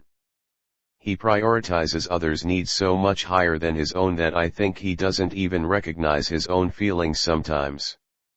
We could be sharing him and flirting with him for the next year, even together at once, and he'd probably either think that we either want something from him, that we were sick, or she sunk down in depression, or that I want to experiment on him again. Senpai has told me about some of the things you've done to him over the years. Sakura commented in a disapproving tone. I swear I didn't know half of the things that happened to him with those experiments could happen. Rin threw her hands up into the air in frustration. And I fixed all of the changes I made to him eventually. I even managed to fix that weird reptile scaled skin issue before he had to go back to school that one time. That doesn't change the fact that you did them in the first place. The younger of the two skeptically muttered before once again thinking about the topic at hand. But I don't disagree with what you're saying. Now that I think about it, I do think that Senpai is selfless to the point of being rather clueless at times. Why should he be shared? He is already mine. Her dark thoughts hissed back at her disapprovingly while she made no indication of such thoughts on the outside. That's the real problem, isn't it? Rin sighed as she put on a thoughtful pose. Shirou's condition is part of the reason why we are attracted to him. But unfortunately it's also the reason why it's dangerous to try to pull him away from the other and nearly impossible to get him to notice our attempts in the first place. She closed her eyes tiredly. Honestly, it's like for every reason we get to like him, we get an equal reason to want to throttle or bash him upside the head for the same thing. Equivalent exchange is such a pain in the ass sometimes. If only I was fortunate enough to get something that fair. Sakura mentally growled in the back of her head. I know what you mean, she said instead. So now you see our problem. Either we share him and get used to seeing the other again, or fight over him and risk breaking the prize in the process. Rin closed her eyes and crossed her arms. Normally I'm always up for a good competition, but this time there's simply too much to risk. She opened an eye. Well, what do you think? Sakura looked at her sister skeptically before turning around so that her face couldn't be seen. She couldn't make a solid decision. If Rin had in fact found out about her and Shirou's current situation, then this could all be just a ploy to try and sneak her way in. But if she was telling the truth, then attempting to push her away could do some real damage to Shirou, which was the last thing she wanted. She hesitantly began to speak before picking her words carefully. I won't do anything to force you and Senpai away from one another, but that doesn't mean that I'll support your efforts either. Rin blinked for a moment in surprise before donning a confident smirk. Oh, is that the way you want to play it? She snickered as if she found the entire thing amusing. Fine then. The neutral route it is. We will neither help nor tamper with the other's wooing of Emiya-kun unless the situation is important. She flipped her hair over her shoulder as she did whenever she felt like giving off an eloquent flair. However, the only other condition to this is that should the other be brought up in conversation with him, we have to admit that we would not mind if she was also involved. That seems fair, don't you think? Sakura frowned for a moment before turning again to look down an alleyway. I don't approve of what we are doing, but if it is for Senpai's sake, then I guess I can ignore it just this one time. However, I expect you to stick to those rules too, Tosaka-senpai. Rin flinched briefly before she sighed disappointedly and began to look around as well. I guess that's it then. We're neither allies nor enemies right now. She blinked as she saw some movement in the distance and focused prana to her eyes. Hold on. I think we found him. She took off, leaving the bewildered Sakura behind, completely confused as to the sudden change in focus. The younger of the two stood still for a moment before her brain finally caught up to the situation, and she followed her angry elder as quickly as she could. Tosaka-senpai. Wait for me. That might not be the only one that we missed. Oh. On the other side of the planet at the same time. Shirou grumbled irritably as he walked through the last section of London Heathrow Airport with his luggage. He wasn't in the greatest of moods at the moment, as his flight had been delayed multiple times before it finally left. His chair in the flight was broken. He had been sitting next to a rather portly British old man who had forgotten to shower or brush the week before getting on the flight, and most importantly, he was trying to forget the fact that the last time he was in this building he had structurally analyzed so many damned things that he literally put himself into a minor coma. It was taking all his willpower to not call up the random bits of useless information he had obtained half a year ago, like the fact that there was roughly 27,538 tiles. He shook his head furiously in order to stop himself from going down that dark path. He was supposed to go straight to the clock tower after arriving, and it wouldn't look good if he accidentally caused himself to pass out for some mundane reason before he even got there. God, did he want a kitchen to cook and clean in right now? Deciding that he would have to rely on a different method to relax his nerves, the teen began to run through all that had happened since the vampire incident, as he and the rest in Fuyuki had taken to calling it. The first thing that came to mind was obviously the deal with Zuken and more importantly, his secret life with Sakura. If there was a point in time that Shirou had wanted to kill someone more than the first night he had spent with the crying girl in her room, he had long since forgotten it. Holding that broken girl in his arms made him for the first time in his life wished horrifically painful things to be done to someone else out of spite. The only reason why he did not go to try and kill the old man now was because he knew he would either get killed instead or cause Sakura to get killed in the process, and neither route was appealing to him. Zuken would die, but now was not the time. He needed rather specific and temperamental help in order to make sure the job was done properly. That being said, he now understood why so many people made such a big deal about sex. It felt, well, amazing. Of course he would never see women as tools for the act or lose himself just to experience it again, but he at least had a better understanding of why people go through such lengths sometimes to get it. Sometimes he would just lose himself in the act and delve deeper into the act, stronger, faster, so much so that he would see red and want to bite Sakura's neck. He frowned. He didn't know the exact reason yet, but whenever he got too far into the moment he would occasionally get minor vampiric impulses.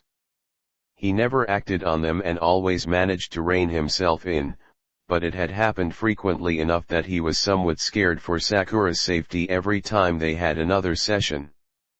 Thankfully he never had this sort of issue at any other time since Miram's revelation of his condition, however it did not change the fact that such impulses did make themselves known and threaten the safety of those close to him.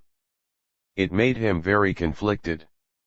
On the one hand, he was helping Sakura get through her rather embarrassing but traumatizing condition.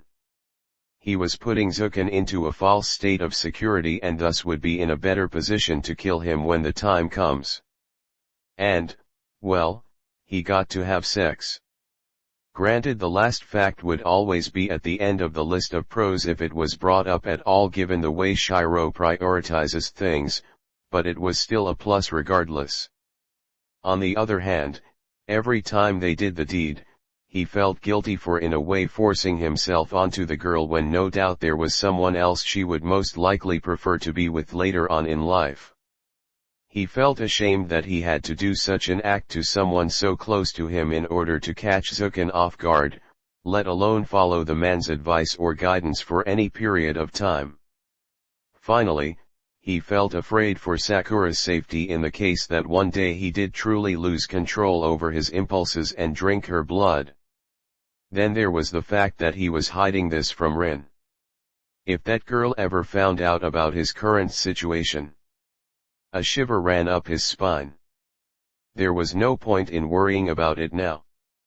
He was on the other side of the planet from the two females that he cared about the most. He could dwell on such matters later. He glanced at his medium-sized bag and smiled bitterly. While he may have disliked the situation, he had to admit that what Zuken had given him in return for his services almost made his mental anguish worthwhile. Having complete access to the Mathaumaturgical library for 2 years would definitely help with his studies into some of the more rare and restricted subjects on magic that he may need to go over to turn things to his favor. Fairy magic and artifacts would be one particular example. In addition to his magical research and training, Shirou also managed to continue his physical exercises as well. He practiced his stances almost every night with and without his reinforcement. However, when it came to improving his sword technique, he had to give all credit to his new secret sparring partner, in addition to all the bruises on his body that still littered his body. His thoughts were interrupted when he looked up and saw that he was nearly outside the terminal and at the location where the cars came to pick up those that just arrived. Sighing to himself, the teen began to empty his mind of irrational thoughts and went over the hundreds of lessons that Rin had hammered into him in the past few months in order to prepare for his time at the clock tower. Protocol, decorum, how to greet a lord versus the vice director, how properly thank a teacher for a lesson, etc., etc. In her words, if he did something stupid or looked bad while he was there, it would make her look worse when she finally got her sponsorship regardless of how much more talented she was than him. Asians were not warmly welcomed in the clock tower, so if he made it any harder for her to get in with a scholarship, she might not be able to get in at all. Stepping to the main waiting area, the teen looked around to see if there was someone there to pick him up. He was supposed to be driven straight to the compound where he would be shown his board for the 3 weeks or so he would be staying in, get cleaned up and have a quick bite to eat before he would have to meet the vice director in her office. So far though, he didn't see anyone he remembered, anyone with magical ability, or anyone with his name on a cheap piece of cardboard in English or any of the 3 written languages that the Japanese use. To be honest though, he was somewhat thankful that the latter wasn't the case in English. Even though the odds were unlikely, the chance that someone would recognize the Emiya name in England was still not completely zero. Quickly checking his cell phone in the unlikely chance that his contact was in touch with technology and had his number, and noting that he had no messages, the teen decided to walk outside to see if his ride was out there. His first few steps from the inside the air-conditioned building to the outside British summer heat was not unbearable, however it was rather unsavory due to the fairly high humidity and the bright sunlight that conflicted with his slightly altered body. All around him he spied locals and visitors looking for their supposed cars and family members that they did not see in who knows how long. It always impressed him as to how diverse London's general population was. Caucasians, Asians, Middle Easterners, Africans. It really put his hometown of Fukuoka, which was considered a fairly integrated and diversified populace compared to most Japanese cities, to shame. Shirou looked around again, and much to his disappointment he saw nothing that indicated to be his possible ride to the clock tower. It wasn't that he was irritated that the cabbie was late, it was merely that he had expected one of the world's oldest and most powerful organizations to be prompt when dealing with someone that had been invited by one of their most prominent members. To have such a thing happen was a bit strange in his personal opinion. Bored and tired, the prematurely graying teen looked around to see if he missed anything or if the TV hanging from the ceiling had something interesting on to kill time with, when he noticed several people standing near a rather nice-looking car with the hood up exposing the engine. Without even trying, he quickly analyzed the vehicle and saw that the main electrical connection to the spark plugs had gotten loose due to a faulty installation, and as such the motor wouldn't start until it was corrected. It also had 3 rivets that could do with tightening, a low amount of oil, half a tank of gas, the back tires needed a few more pounds of pressurized air pumped into them, one of the brakes would need to be replaced in a few months, and a few other minor issues were detected. Still, the issue they were having right now was the loose connection. It was a fairly simple issue to fix even with your bare hands, but the real issue with most mechanical and electronically problems like this, as most engineers could attest to, was trying to figure out what the hell went wrong with the device in the first place. It was part of the reason why Shirou's services were in such high demand among the motorcycle driving yakuza back home. He could find out what went wrong with their rides in less than a fraction of the time an experienced mechanic could, and he would never miss any details either. From what he knew about the mechanical and vehicle repair industry, if the car wasn't fixed it would cost at least a few £100 to tow the car, get it checked, 10 minutes wasted looking for the issue, and a final quick 30-second fix in an industry that has a habit of overcharging for such minuscule tasks. So, being the good-natured person with spare time that he was, the teen instantly moved closer to the area where a man in a tuxedo was hesitantly looking at the engine as if he was doing brain surgery for the first time. "Excuse me?" he asked in perfect English. Do you need help? The man turned around hesitantly and looked at Shirou warily. He was in his mid to late 50s with gray hair and a mustache and glasses and wore a rather expensive-looking uniform. Perhaps. The motor won't run by itself after I turn the key. He replied cautiously. What do you know about car engines, boy? Well, I frequently fix my neighbor's motorcycle whenever he busts it, in addition to those that belong to his friends. Shirou shrugged, wisely avoiding the fact that his neighbor was a yakuza.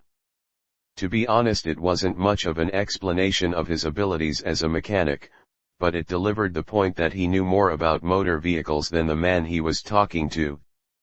Grunting in reluctance, the man walked to the side to allow Shirou full access to the motor and giving him full rein to what was inside. Wasting little time, the teen walked forward at an even pace and propped up his luggage next to him so they wouldn't get taken while he was working. Did you check the oil? Shirou asked casually as he unscrewed the small cap that led to the oil tank to do just that. It would look suspicious and downright abnormal if he found out what the problem was right off the bat. It would look even worse if he managed to fix the problem while he was dealing with one of the newer model cars which had more compact engine systems, but thankfully this was not the case. I am unaware how to conduct maintenance to vehicles. The man replied politely, albeit a bit stiffly, as he watched Shirou take off the cap to the oil, which also had a thin metal rod connected to the underside, wipe the rod clean, stick the cap back on and then take it out again to show that the bottom portion of the rod covered in oil only. The boy mused casually as he noted where the marks on the piece of metal were before putting the cap back on. Well, it isn't the oil, but you might want to get some more soon regardless. He began to inspect some of the seemingly random wires and tubes that traveled the device from one side to the other. Everything seems to be well connected. No crossed or frayed cables. No leaks, maybe. He reached down into the motor cavity itself and fiddled with the spark plugs momentarily before getting to the root of the problem. What's this? He asked in fake curiosity. Did you discover something, young man? The elder gentleman asked with some interest. Yeah. I think I found it. The main wire for the spark plugs got loose. Without a strong connection, the gas wouldn't ignite, or in a worst-case scenario it would set off at the wrong time and cause the engine to damage itself. Shirou explained as he began to move the wire to its proper place and manually twist the screw that kept it in place back into position. Since he was used to working with such objects, he managed to get it tight enough that the car would probably not have this kind of issue again for at least another year or two, so long as the driver wasn't reckless. You might want to get someone to screw this a bit tighter in the next few months or so, but other than that the car should work normally now. Shirou took himself out of the engine and smiled, not at all caring that his arms up to his elbows were somewhat smudged with the standard grime that came with working with car parts. Is that so? The butler-looking man mused skeptically before turning to the driver's side of the vehicle and opening it to test the boy's claims. 2 seconds later the low growling of the engine laid all skepticisms to rest. Well now. I am impressed. You have saved myself and my mistresses much time and anguish. You have our thanks. The Emiya smiled genuinely. It's no trouble at all. I'm just glad I was able to help. Besides, it killed some time while I waited for my ride. The elder man nodded in agreement to the boy's logic before someone behind him said something that Shirou couldn't hear. It seems my elder mistress would like to reward you for your aid. If your stop is nearby, we would be more than welcome to drive you along the way. Shirou shook his head. No. Once again I am happy that I was able to aid you. That in itself was all the reward I would request. Besides, it would be rude to simply blow off my ride when they made the effort to come pick me up in the first place. Yes, it would. The man nodded in consensus before once again being distracted by the larger occupant in the vehicle and being handed something. Ah, well, it seems the mistress is quite amused by your nobility, however she still wishes to repay your service in some way. He handed Shirou a small cloth of fairly fine material that looked suspiciously like a handkerchief. To clean yourself with. It would be unbecoming of you to enter someone else's vehicle with grime on your person, would it not? Shirou blinked in surprise for a moment before laughing sheepishly and taking the fabric. Ah!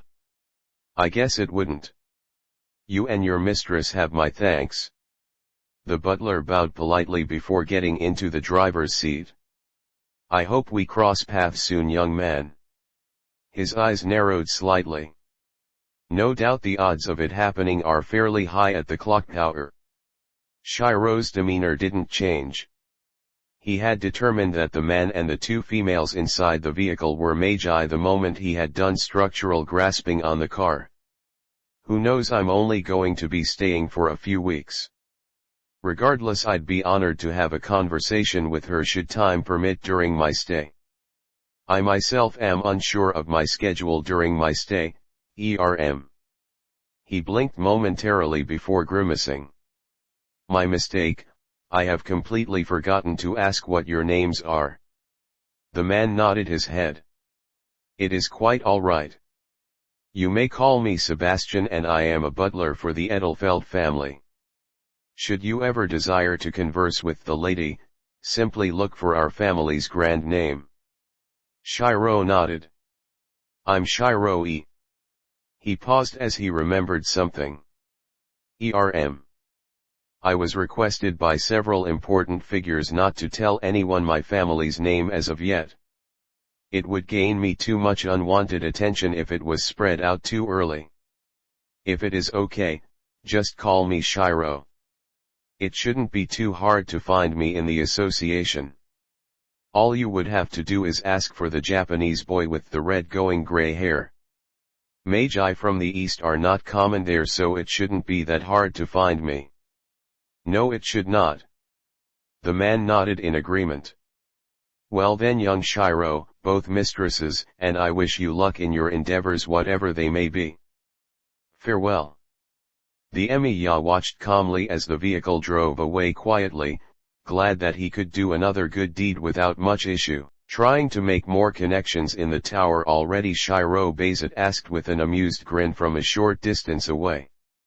I'm surprised. Normally it takes much longer to get you to even consider doing something like that. The faker rolled his eyes and grabbed his bags, not surprised by the woman's presence in the slightest. I was just helping them out, Bayzatne. You know that I don't like to get others involved in my troubles. Yeah. The purple-haired woman sighed as she guided the boy back to the car she had rented from the association. Just remember that regardless of what you want, sooner or later you will have to get someone to help you out in order to deal with some of your problems. It's more efficient and better for everyone to distribute the burden sometimes. When I think I will need help, I'll ask for it. The teen snorted as he followed his sister figure to the car. So how has the old man been doing since he came back? Oh. 2 hours later at the association. Lad. You're finally here. Sirius McGinty laughed happily as he crushed Shirou in a hug so strong that he would have possibly done some damage to the boy's ribs had the latter not wisely managed to reinforce them in time. Sirius Gigi. The boy gasped, momentarily slipping back into Japanese from the stress of being crushed. Can't breathe.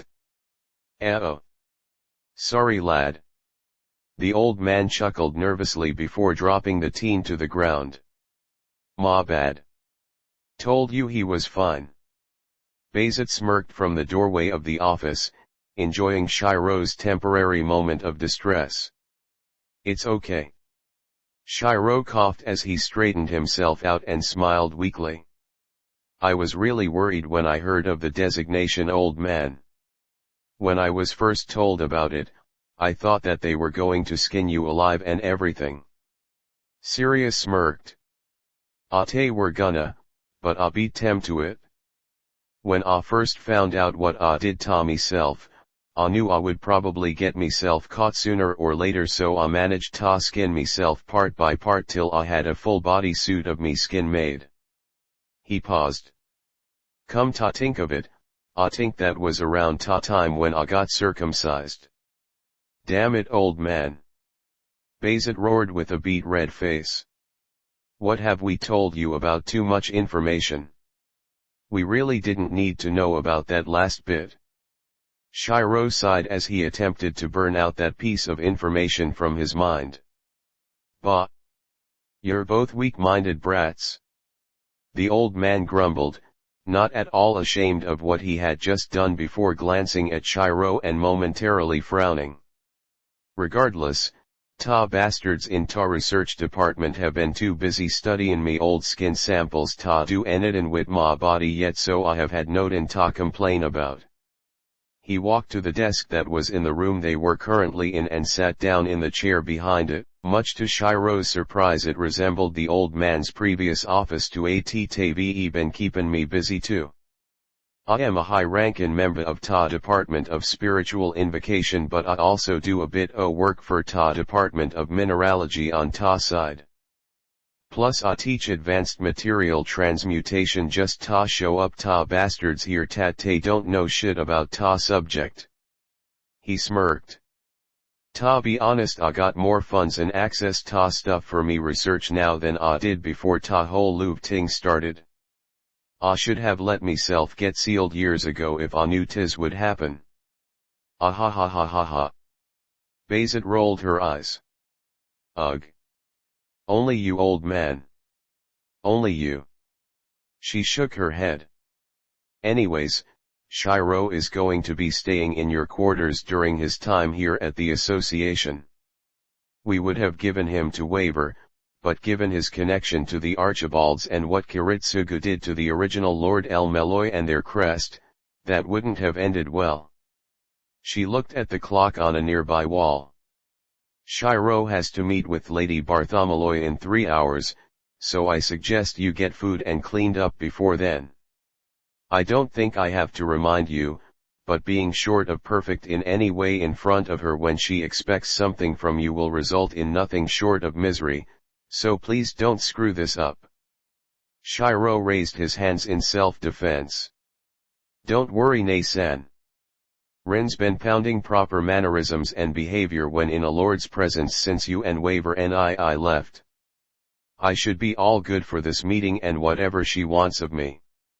I'm not here to fight anyone, so everything should be all good. Let's hope you're right about that. The woman frowned before sagging her shoulders in exhaustion. I'm gonna go tell Waver that you're here. You two catch up, but please pay attention to the time. I'll be back in a bit.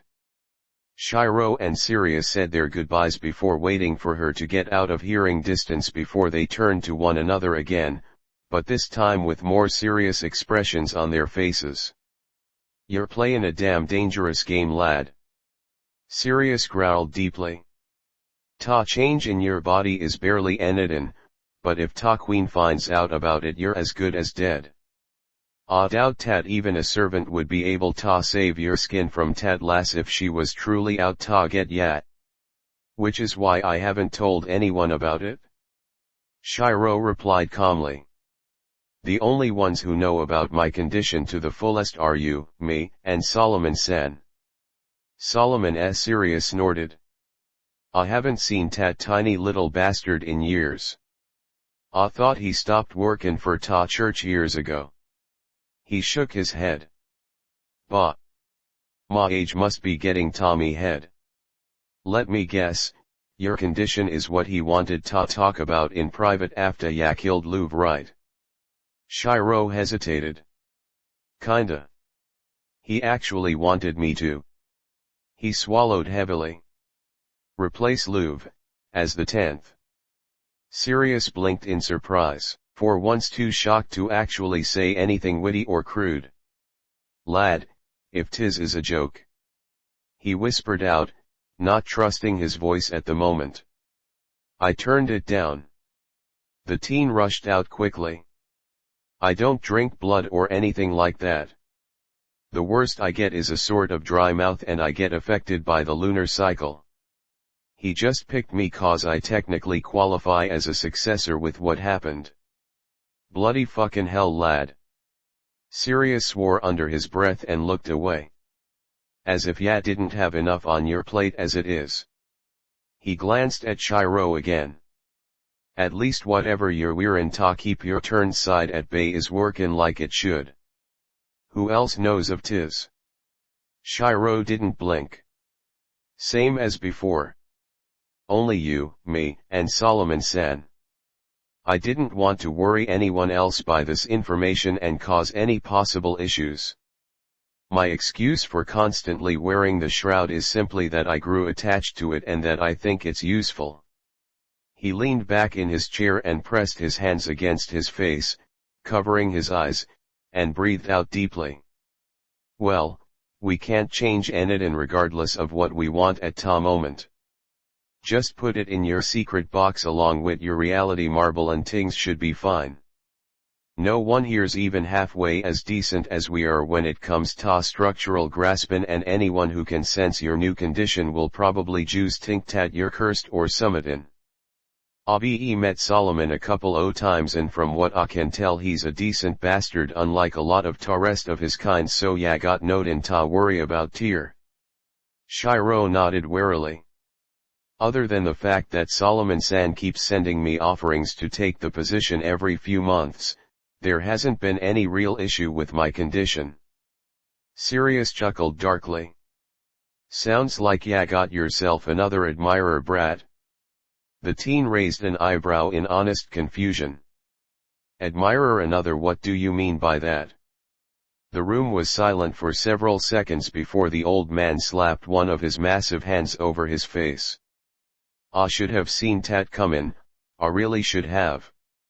He muttered to himself in a depressed and ashamed tone which only confused Shirou even more. Shaking his head, the old man bent down to the small fridge he had under his desk and took out a can of beer before getting up again. Never mind about that bad joke, lad. Get up and follow me. I have some things I wanna show, give, and tell ya before ya meet up with that brat Lorelei. Shirou blinked in disbelief as he followed the old man down a hallway outside of his office. From what he's been told, the old man was in possession of a fair amount of space so he could conduct his research adequately and so he could produce more codes for those that made requests from him. Along the way Shirou spied exact copies of rooms that he had done experiments in with the old man, and to be honest he wouldn't be surprised if they were the rooms he used in reality. Wouldn't talking about the vice director like that normally get you killed here? The old man smirked as he drank his alcohol. Yeah, but I have two things in my favor. First is that AHM a ceiling designate. AHM too valuable to blow up. Ta second is that AHM actually ta lucky bastard tats made most of ta Bartholomew mystic codes for over 100 years now. Te lose me, te lose ta best source for their codes. Besides, it's not like I badmouth the Bartholomew bunch every chance I get. AHM old and blunt, but AHM not stupid. Sirius stopped in front of a seemingly blank wall and muttered a quick spell to instantly reveal a hidden doorway. Grinning darkly, he glanced at the curious teen. Ya be been though hell for me, lad, and I know for a fact that it's gonna get worse for ya in the future. He grabbed the door handle and opened the secret passageway. I was originally gonna do tis about 6 months before ta war started, but considerin' ta circumstances I think that now is as good a time as any ta get ya truly prepared for ta crap that's gonna come flyin' your way. Shirou's eyes widened as the old man grinned darkly. Welcome Tommy workshop, lad. Oh. 1 hour later in the food court. Luviegelita Edelfelt was bored. Sitting at her table with a halfway finished meal tray in front of her, the 16-year-old girl once more found herself scanning her surroundings for possibly the only person that had caught her interest since arriving in London. However, not once did she see the Japanese boy with red going white hair. It gave him a rather exotic look if she allowed herself to be perfectly honest, though she doubted she would allow herself to be such while in the presence of all these other lords and ladies. Yet the target of her interest was nowhere in sight. All she saw around her were students of the clock tower in their noble garb and gossiping about teachers, vampires, or the supposed mysterious son of the magus killer whose sudden existence had been going around the magus community as of late. That last rumor warranted some attention from the Edelfelt family as a whole, seeing as they were a mercenary-styled aristocratic family that was often described as the most elegant hyenas above ground. Kiritsugu had on more than one occasion either stolen a very good job away from them or had wound up working on the opposite side of an affair and taken out their charge from under their noses. Every single time. So much so that unlike other noble families who considered the man a heretic, the Edelfelts begrudgingly admitted that Kiritsugu was one of the few Asian-born magi that was worthy of their notice and respect.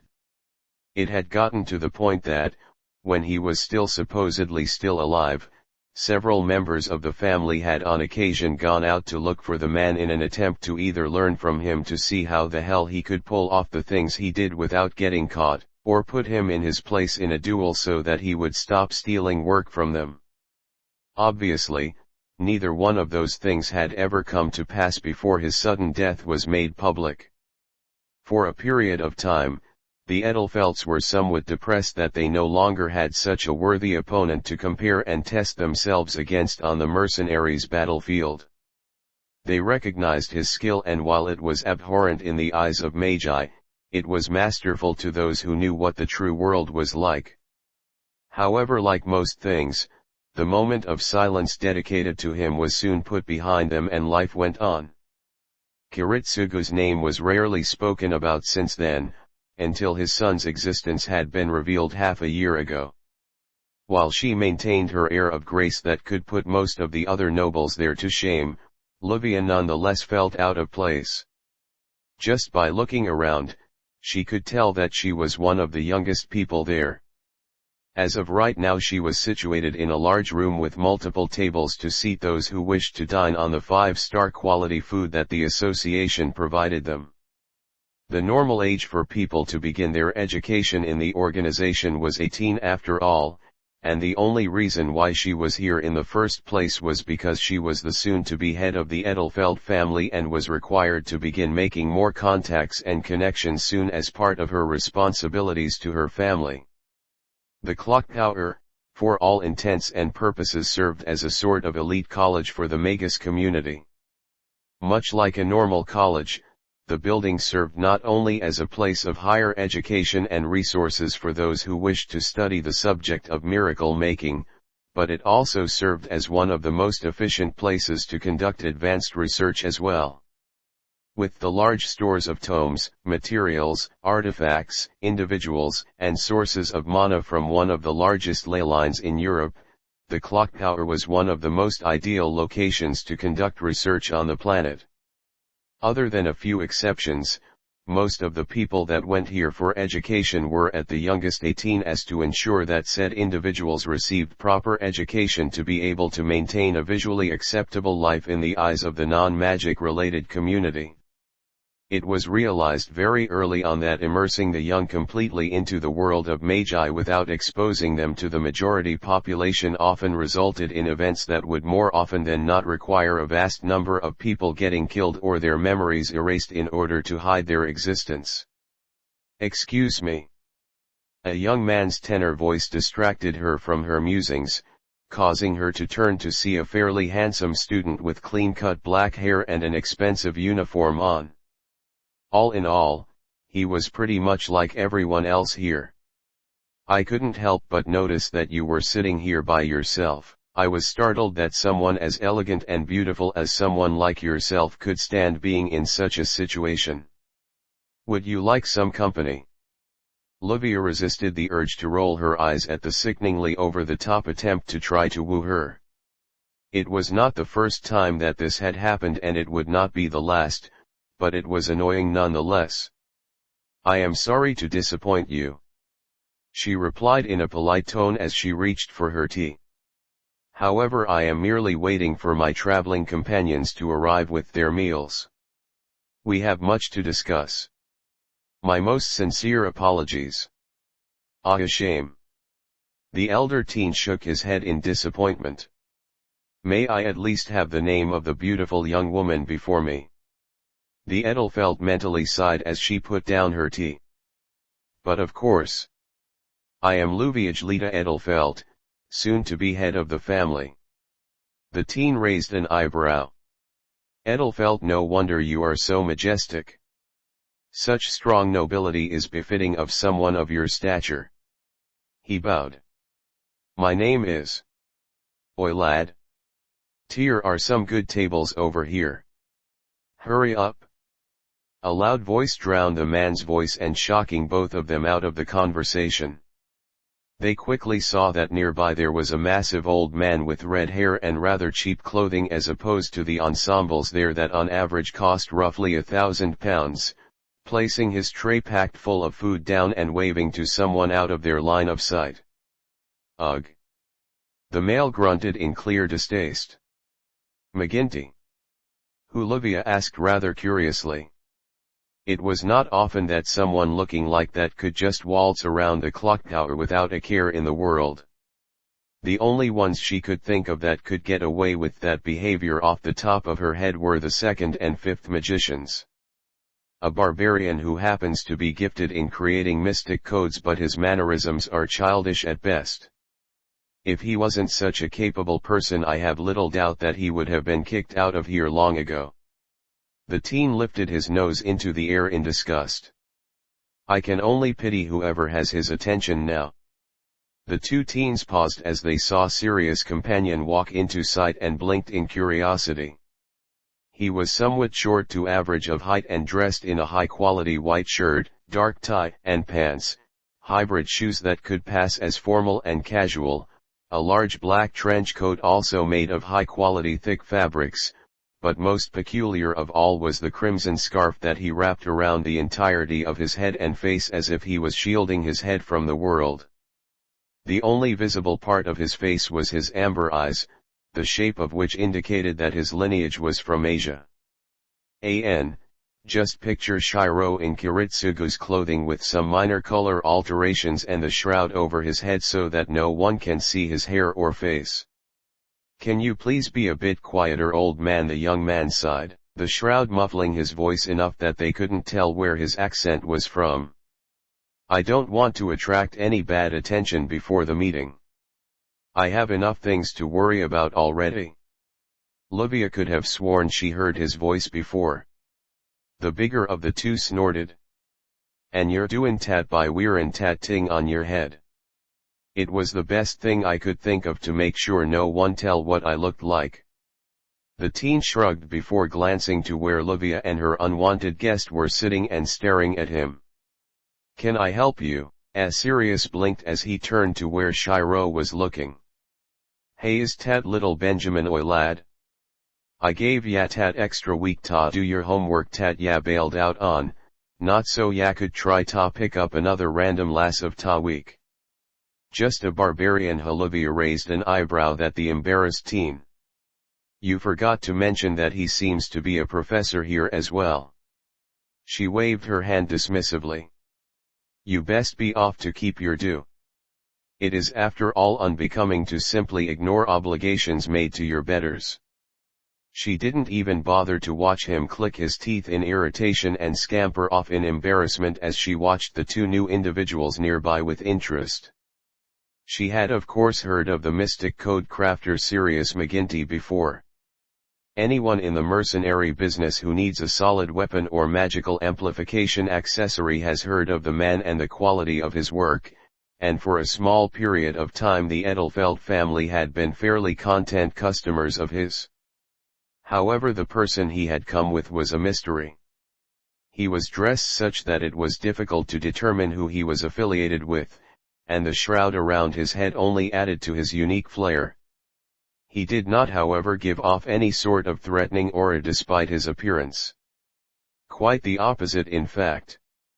For a while she just observed the two males as they went through their meal.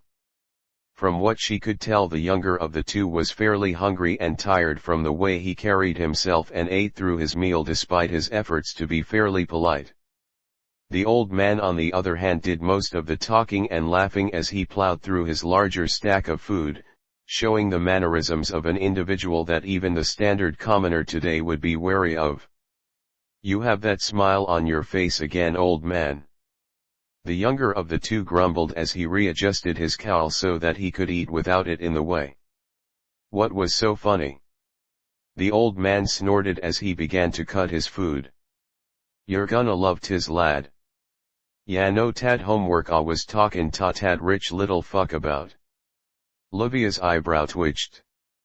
It was beyond her understanding as to how a person with such supposed standing as the old man could be so crude and blunt with his words. "Yeah, what about it?" the mystery teen asked skeptically as he finished the seasoned chicken and rice he had chosen for his meal. Sirius began having trouble holding back his laughter.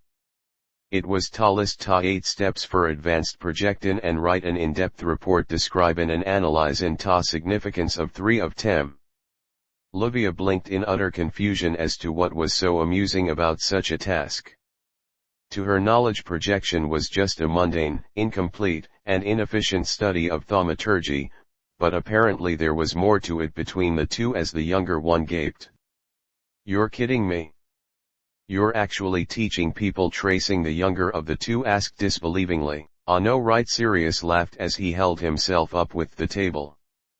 "Mind ya, ahm only teachin' ta basic versions of it so tat students can perform structural graspin' ta a higher level for research, but ya'd be surprised as ta how useful your approach ta this field is, lad. I wasn't kiddin' when I said tat thanks ta you ta field's progressed more than it has in ta past 1,000 years. Ya really are ta best projectionist in recorded history." The female's eyes flashed with curiosity. Such claims were normally empty boasts, but they were also normally done by nobles who were talking about themselves.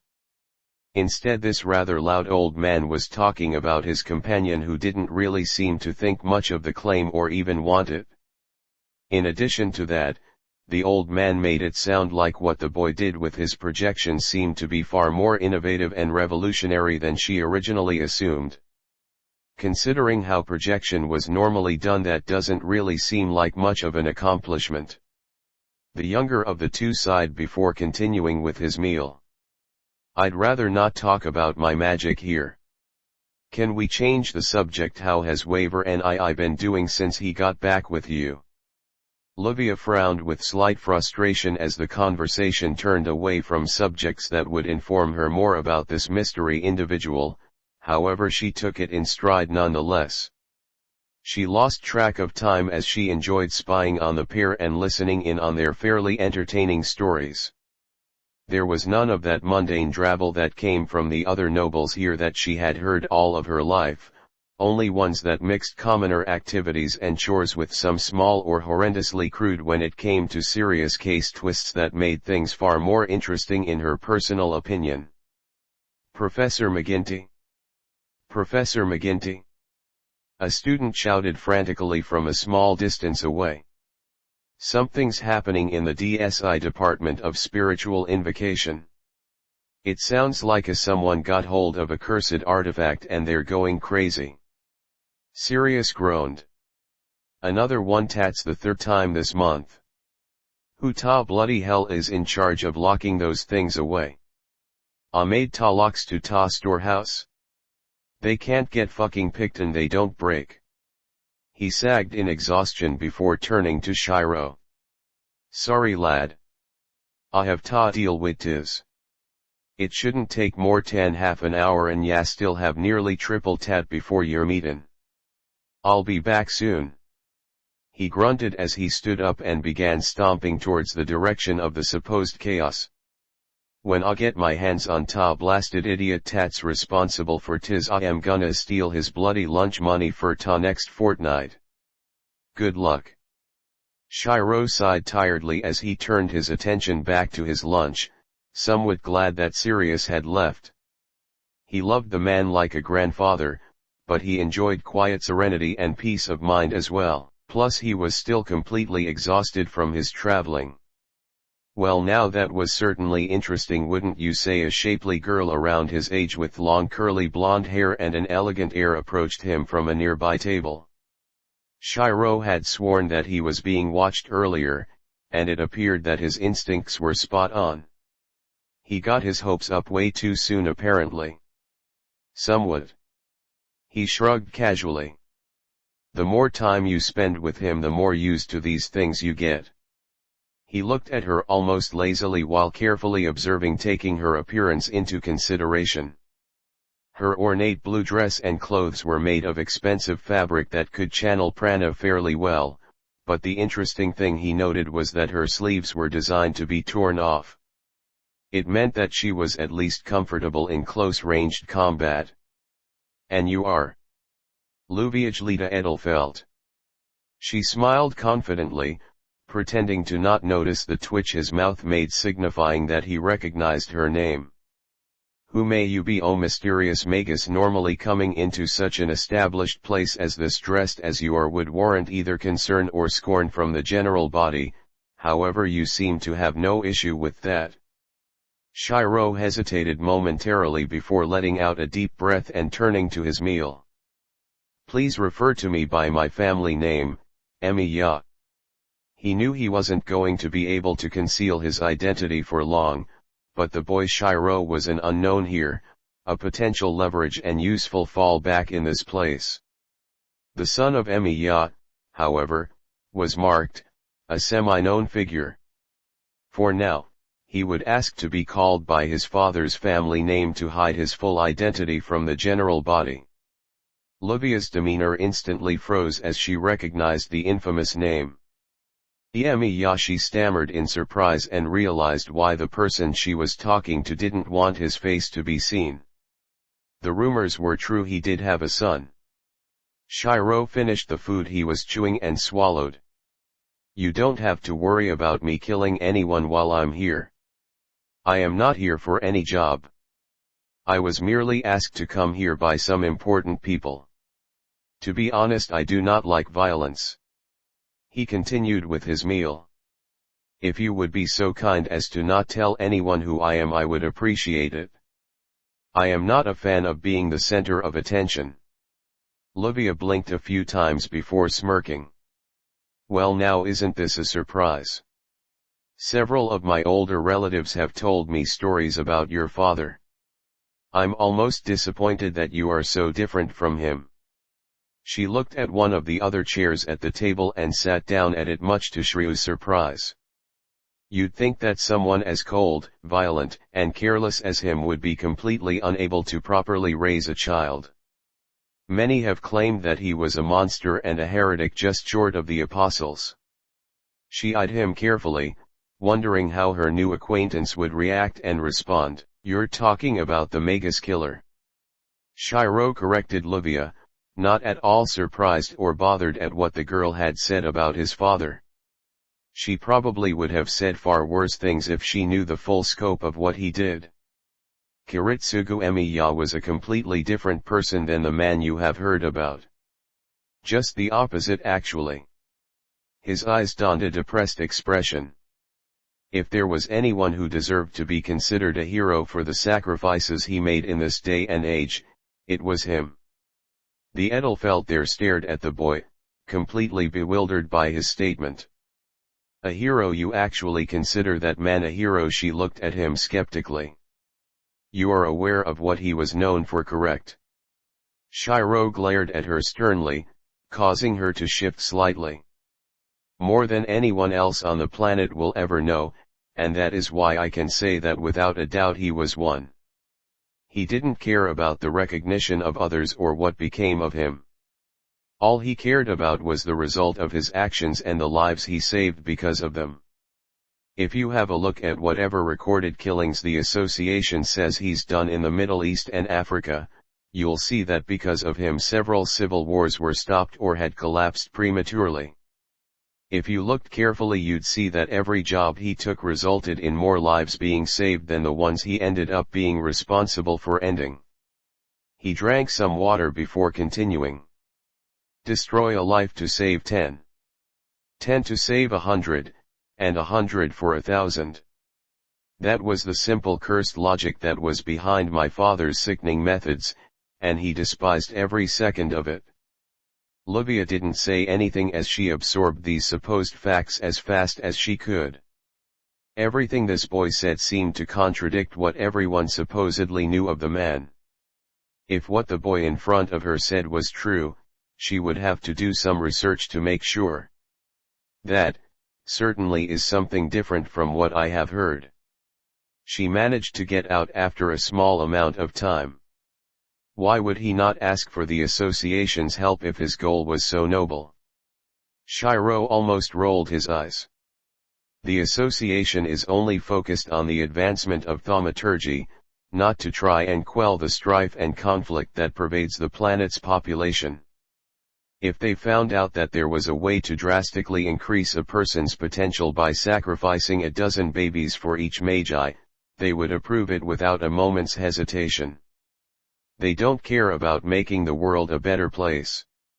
If Dad joined them he would be forced to do jobs that only the association approved of and likewise ignore any of the actions they did in the process. To do what he did the way he did it, he had to value all lives evenly. Science, purpose, sex, age, ideals, religion, wealth, nobility, health, history, family, power, potential. None of that mattered to him when he worked. That was what made the machine known as the Magus killer so efficient. I see. Livia frowned. You seem quite knowledgeable about your father's exploits and that he seemed to be taking everything into consideration whenever he killed. She crossed her arms. If that is so, then please give me an example. Explain to me the reasoning behind his shooting down an airplane in America roughly 20 years ago. It is noted to be one of his more infamous exploits. Shirou stared at his drink. He shouldn't be surprised that he was asked about that particular mission, but he grimaced at the thought of retelling it regardless before readjusting his cowl to cover his mouth again since he had obviously lost his appetite. Ah! That incident. Yeah, I know of it. That job was among the worst in Dad's life. He looked at Livia's curious face. You know the general story, right, that there was a dead apostle on the plane that he was tasked to killing? Livia nodded. Of course. He was hired to abolish the monster, and to do so he shot down the plane. It's what makes his name stick out more than any other mercenary in recent history. Shirou shook his head. It depresses me, but I'm really not surprised that's the version of what people think happened. Dad really didn't like to talk about his missions to anyone, even if he was innocent or did things with good intentions, and that job in particular was one of the worst. The Edelfelt raised an eyebrow curiously. Oh, are you saying that what actually happened was different? Your father wasn't the one who shot down the plane? The son sighed. No, that part was true, but there are more than a few details missing from the story that very few were aware of. He leaned back and closed his eyes. At the time Dad was working with another mercenary. A woman who was pretty much his mother in all but blood. She clothed him, took care of him, and taught him everything he knew shortly after he lost both his original parents. She and Dad were both working on the job and knew the apostle was taking that flight, but Dad went on ahead to cut him off just in case. She, Natalia, on the other hand, went on the plane with the apostle to make sure he didn't pull something unexpected on the plane. Livia frowned. That man killed his own mother figure after all she did for him just to kill a target. I find your efforts to redeem your father's name quite questionable. If he was trying to show his father in a positive light, he was certainly taking a unique roundabout method to do so. You misunderstand. Shirou stared at her sternly. When he shot down the plane, its population did not consist of a magus, a dead apostle, and 200 normal humans. It consisted of a magus and 200 undead. He paused as the meaning of his words registered with the blonde-haired teen. That's right. The apostle had already been killed by Natalia, but in the process the monster had turned each and every other person on the plane into mindless drones that would attack anyone in sight. 200, undead. Livia swallowed heavily, slowly feeling the weight of such a situation falling on her being. Letting loose such an enormous number of monsters at once in a city such as New York would have impossibly high consequences. How on earth did a single apostle turn that many people at once with a mercenary on board that was capable of killing him? Shirou closed his eyes. Dad said that the apostle was originally some magus that focused on insect-based thaumaturgy, bees, or mosquitoes or something along those lines. Somehow his research gave him the ability to infect people via those insects at an incredible rate. He had been killed mid-flight, but by then it had already been too late to save the normal passengers there. He leaned back in his chair. Natalia was attempting to land the plane after she had locked herself in the cockpit and was talking to Dad on the radio. She told him the situation and what she was trying to do, planning on taking out as many undead as she and Dad could when she got out, but given the conversation I think that both of them knew that it was a stupid thing to do. Without really saying anything or hinting at it, they knew what was really going to happen, and after a little bit when she was coming over the Hudson River to land, you know the rest. There was a small period of silence before Shirou became uncomfortable and thought something was wrong, opening his eyes to make sure that everything was okay. Much to his surprise, he was greeted with the vision of his new acquaintance trying her hardest not to cry as if she had just heard a depressing love story. Is something wrong? I. Livia stuttered with big watery eyes. I had no idea that your father was such a selfless nobleman. She gushed in adoration finally. She may be a noble with a mercenary background, but she also happened to be somewhat of a lover of dramatic stories. What? To have go through such a conversation and do what he did, and then continue through with his goals and life. Such dedication to his principles is the utmost of nobility. She continued emotionally. Her voice rose as she spoke praise to the old family rival, and soon to be paragon. Shirou was uncertain if she was talking to him or just talking for exposition's sake at the moment. He had heard that nobles in the association occasionally do it, but he had never seen it happen until now. Shirou Emiya was known as a lot of things, but nobleman was certainly not one of the terms used frequently, or at all as far as Shirou knew. Still, it would be rude to interrupt her, so he just kept quiet and let her get it out of her system. Thankfully he had experience with Rin doing something similar to this. His friend back home would often go on long elaborate rants whenever he did something irrational or stupid from her point of view. The two females, both Rin and Livia, seemed to share the same confident and commanding aura of nobility and knowledge. So much so that he was fairly certain that if the two ever met one another, they would either get along perfectly, or try to maim one another on sight. Either way, the mere thought of those two in the same room sent massive chills down his spine. Regardless, he was nearly certain that the two would interact perfectly with one another, like fire and dynamite. After what you have told me, I am virtually obligated to inform my family members back home of the true depths that Sir Emiya possessed. No doubt when they hear of my revelations his name will be recorded among the greatest individuals that our family members could possibly hope to compare ourselves with on the battlefield.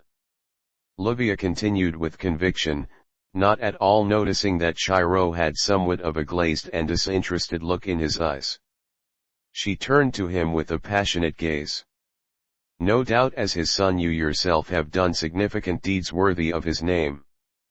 Shirou blinked in surprise as Livia suddenly turned to him with an expression that clearly showed her desire to know of his own exploits. He hesitated, not knowing how to explain to the girl that he did not go around the world and kill various people and groups that threatened the greater good, and that the only person he did kill happened to be the 10th dead apostle ancestor. Livia gasped as she seemed to realize something that Shirou did not. Of course. How rude of me. No doubt you would want to keep your exploits secret so to better protect yourself. She nodded her head in apologies. I am sorry that I had inquired into such private and sensitive information. It was very unbecoming of me to do so. Shirou waved his hands in front of him in protest while quietly thankful that she managed to come up with an excuse for him not to talk before he could. No. That's quite all right. You were just curious and let the moment get to you. You don't have to apologize for that. I agree with the foreigner. A third voice chipped in, causing the two teens to see the student from before walking up to them. There is no need to ever apologize with barbaric rabble such as him, especially ones that are dressed in such mundane attire. He turned to Livia. Please excuse me for my horrid display earlier. Most of the fault obviously lays with McGinty, however I too am to blame for not doing his crude tasks. He shook his head and laughed poshly. I am still baffled as to how anyone could find projection of all studies to be useful. Livia glanced at Shirou, who by all means looked as if he couldn't care less what the man was saying as he leaned back, looked at his elder and remained quiet. Yes, while I do believe that projection is a rather mundane art, I don't believe it is useless. She replied. Obviously if it is as you said, no one would have documented the field in the first place. There are pros and cons to all forms of miracle making. She reached into one of her pockets and took out a gem. For example, my family's jewel magic is rather potent, however it is fiscally risky to all but the most financially able. Unless one was capable of creating gems that had spiritual influences, pursuing this path would be near unthinkable. If anyone could have seen past Shirou's shroud right now, they would have clearly noticed that he was trying to look as inconspicuous as possible. The elder scoffed. You truly are a generous person, Lady Edelfelt. To compare something as wasteful as projection to your noble art of gem magic speaks volumes of your kindness. If you look down so much on the field, then why do you study it then? Livia countered with a hint of annoyance. Benjamin raised his head proudly.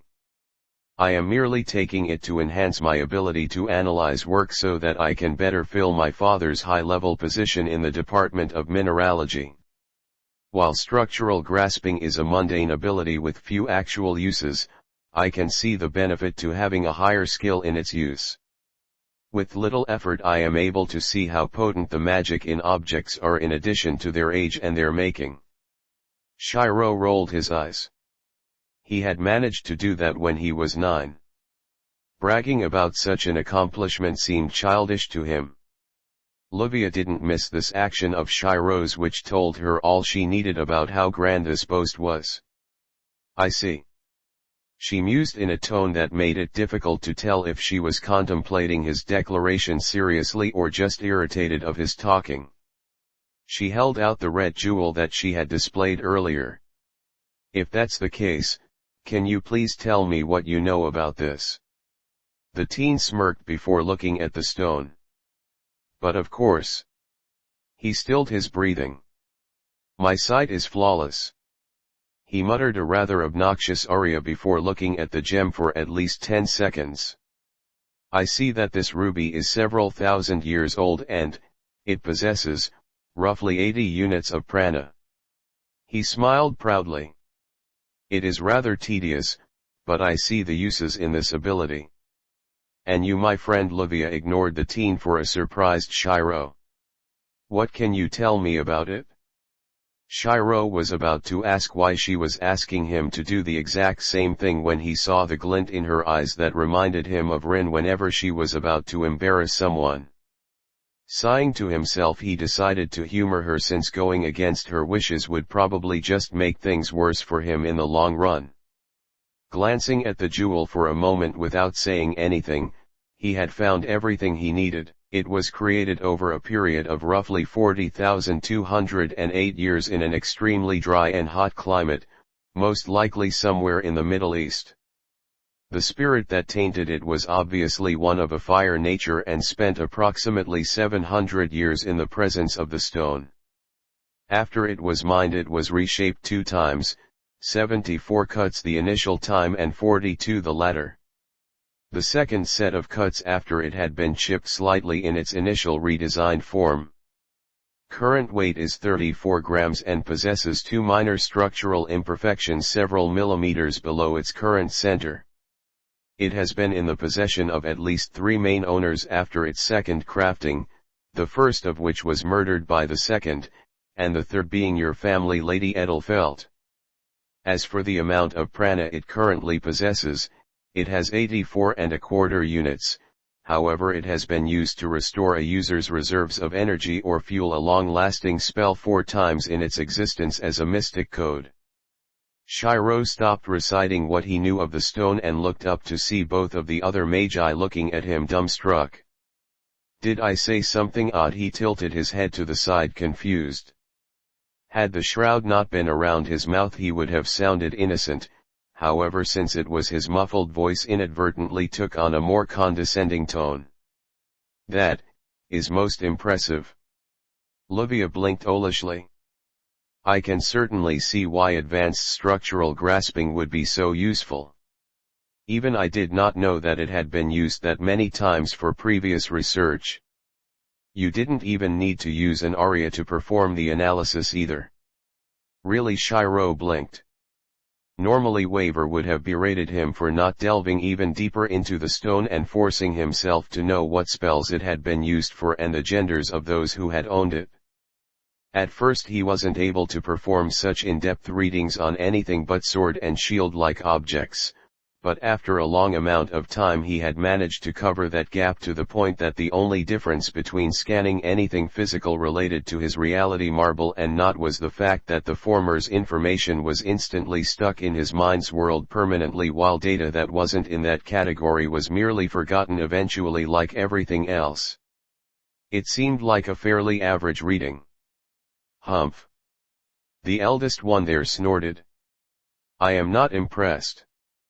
Granted how skilled you are with this boorish spell, I assume that you are less than practiced in other more practical fields of thaumaturgy. I would even hazard to guess that this is one of the few spells you can perform correctly. Yeah. He's right. Shirou yawned. He was really tired right now from the trip, time change, and jet lag. Sitting around doing nothing didn't help much either. He would have tried to get the people in the cafeteria to let him in so he could help out with the dishes so he could wake up a bit, but that would risk him ruining his clothes right before meeting with the queen. I'm at best average in most fields of thaumaturgy. The male noble glared at Shirou, brushing off the seemingly insulting fact as if he couldn't care less. You are starting to irritate me, foreigner. I do not appreciate being in the presence of those who do not know their place here, especially immature and uncultured individuals who do not even acknowledge the presence of their betters. Shirou blinked dully at the male before turning to Livia curiously.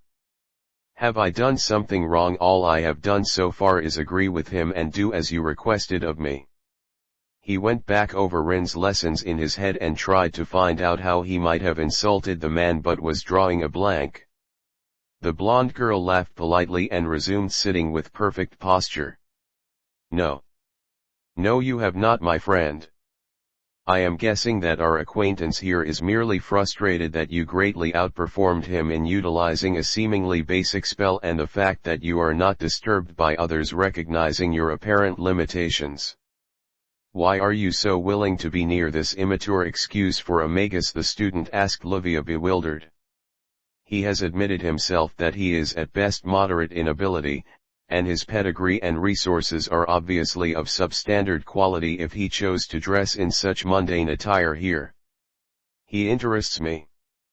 Livia smiled politely before drinking some of the tea she had brought from her own table earlier. Well, at least he does more than you do. Shirou swore in his head as he saw the look Livia had on her face. He knew that look. Bad things happened whenever someone had that look. It was the look that Rin had whenever she felt that she was in absolute control of everything and everyone around her, right before everything and everyone around her gets screwed over by her plans or blown up by an experiment. He raised his hands in surrender. Can we not fight, please? I'm certain that if we simply talk things out we can get through this without violence, or distorting the laws of physics, or playing with one another's minds. The noble stared at him skeptically for several seconds in silence, giving Shirou the faint hope that his request had calmed them down. Who are you to tell us what to do, you slanted-eyed coward? Benjamin growled, smashing said hopes into the ground. Just because you are unable to perform anything substantial and we pity you doesn't mean we'll grant you your meager requests whenever you ask for them. Livia on the other hand stared at Shirou for a moment. A question, my new friend, other than your relationship with your sire, is there a sufficient reason why you inherited his moniker? Shirou's eyes widened momentarily as he realized what she was asking him. Looking away with some irritation, he sighed dejected. I would have preferred it if I had remained unknown. I see. Livia nodded, understanding completely what Shirou had just said before turning to the clocktower student and pointed her right hand at him like a gun, much to both of the males' surprise. It would be best if you left us now, she said coldly. While I have little doubt that my friend here would be more than enough to reprimand you for your behavior, I am more than irritated enough to take that responsibility for myself. A large hazy black orb formed on her extended pointer finger less than a meter from the second male's head. Please leave. Hey. Shirou weakly tried to defuse the situation even though he was being ignored. He recognized Livia's spell as Gandra, a curse that Rin often chose as her primary offensive spell. Normally he tried to stay out of heated arguments, but normally heated arguments didn't involve people pointing balls of concentrated misfortune at one another. We can talk this out. You dare point a curse at me? The student growled, more affronted that Livia was threatening him than scared that she was a hair trigger away from cursing him in the face. I guess the rumors about your family being hyenas weren't mere talk. You are just as bad as the outsider. He straightened himself and reached for the handle of a sword on his hip. Do you want a duel that badly, dog? I will not go easy on you simply because you are younger than me. Stop. Please. Shirou raised his voice a bit more louder and sterner, but was still ignored. He noticed that people nearby eating lunch had become aware of the rising tension at the table and were paying attention to what was happening. People are watching. Livia smirked as she allowed her opponent to draw what appeared to be a rapier, as it would be unbecoming to harm an unarmed opponent. You sound like you can put up a fight against me. I wonder if you've ever risked your life in a bout before. You do not have to fight. The Emiya spoke in a dark and firm tone. The elder noble ignored Shirou as he began to channel prana into his weapon, making it glow a faint green. Shows what you know, girl. I've been on 7 dead apostle hunts. He took a step back and put himself in a fencing position. Though I doubt you'll be as much of a challenge. Livia's previous elegant smirk was slowly growing into something more hungry and ecstatic. Those who knew of the Edelfelt family were aware that those with their blood were truly at home on the battlefield. You probably were stuck cleaning up the undead. You don't have any experience in your body at all, you uncultured novice. Shank. Shank. Shank. Shank. Shank. I said no fighting. Shirou growled from his seat as everyone stared at the 5 massive greatswords that were impaled into the ground between the 2 surprised nobles. If you want to kill one another so badly, then do so in one of the dueling grounds, not here where there are innocents that could be caught in the crossfire. I had assumed that since both of you are nobles you would have better self-control than this, however it seems I was wrong. Swords. Livia blinked in confusion as she turned Shirou warily. It seems as if the rumors about his capabilities may not be all hot air after all. His eyes aren't showing confidence like most fighters. They are merely showing that he is paying attention to us and some minor irritation. He's experienced. You are quite right. The female laughed lightly and politely before calming down and returning to her controlled and relaxed posture. It was unseemly to let my temper get the better of me. You have my thanks. Shirou didn't change his demeanor as he glared at Livia and Benjamin, causing the former to momentarily flinch. Since Livia had politely defended me and requested to be left alone despite your advances, I will fight on her behalf as thanks if she should allow me to. However, the time of which we would fight would have to be determined later. My schedule during my stay here has yet to be made. A likely excuse. The student snorted before putting his weapon away, not even bothering to pay attention to the swords that were embedded into the ground right in front of him. Even if she had allowed you to fight, I doubt you would come up with some reason to cower away from me. Who is the unfortunate lord that requested your meager presence here anyway? It was most likely that barbarian McGinty. You think too highly of yourself, Stanwell. A cold female voice stated calmly from a small distance away from a direction that only Shirou would have seen without issue, who at the moment, was frozen in place like a deer staring at the headlights of an oncoming car. Walking calmly towards the group, Lorelei Bartholomew approached with an air around her that was practically saturated with nobility. I did not think that your family had achieved a position high enough to have the luxury to pity mine. Shirou felt sorry for his fellow teens as their faces turned ash white when they recognized who she was. The vice director. The identified Stanwell stammered, clearly not expecting someone as prominent as Lorelei to step into their small argument. I'm afraid I don't understand what you are talking about. Lorelei's eyes glinted with minor irritation before looking at Shirou. I see you still have yet to part with that Shirou Emiya.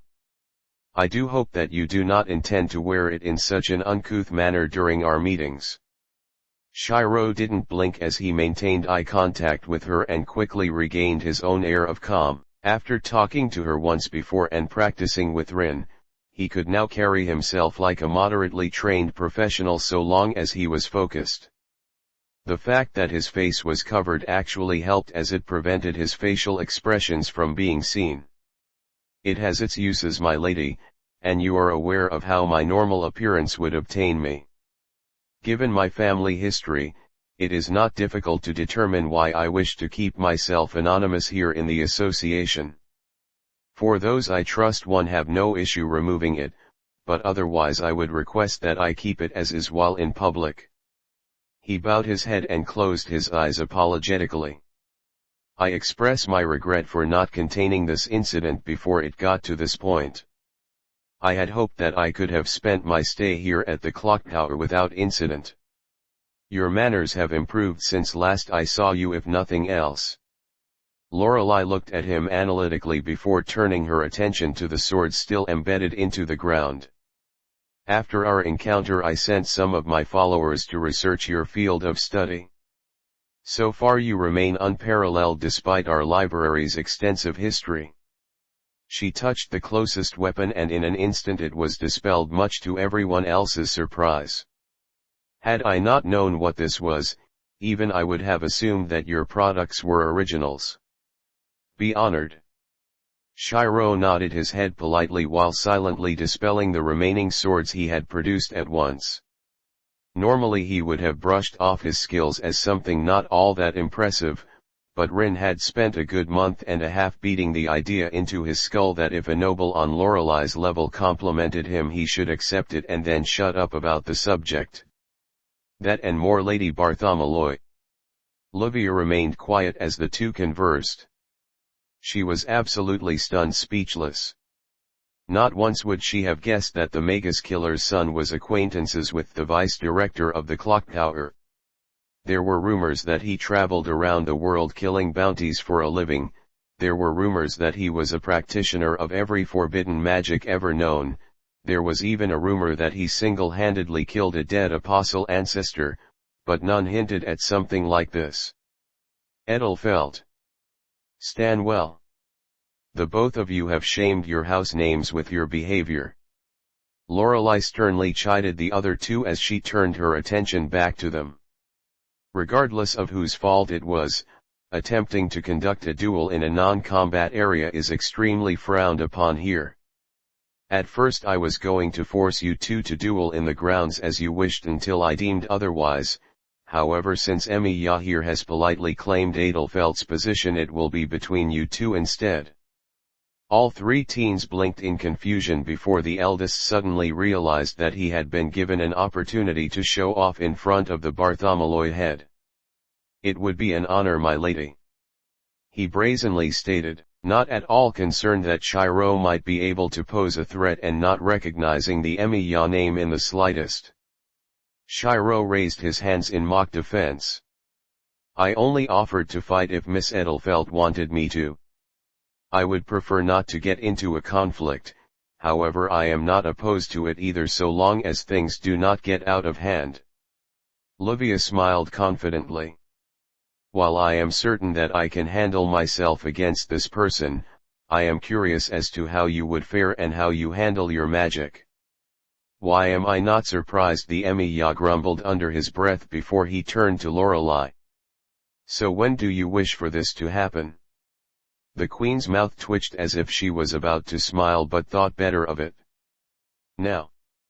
Come again. Shirou blinked, voicing what the other two teens were thinking. I was going to meet with you in an hour and a half, but this rather convenient duel can be used to accelerate my schedule a small bit. We will speak of your obligations during your stay here after said bout. The brown-haired woman stated before turning around and walked to one of the nearby hallways. I suggest you come and not try my patience. Humph. The Stanwell smirked, obviously confident in the outcome of the fight. I will not blame you if you run away, fool.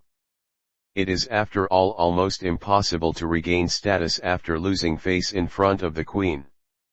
Go back home to your rice-picking kind and no one will think the less of you.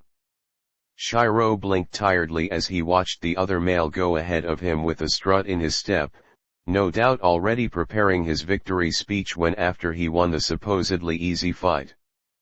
The redhead sighed as he stood up and quickly took his food trays to the cafeteria, stopped to longingly look inside the washroom and kitchen for a few seconds, and ran back so that he wouldn't get lost.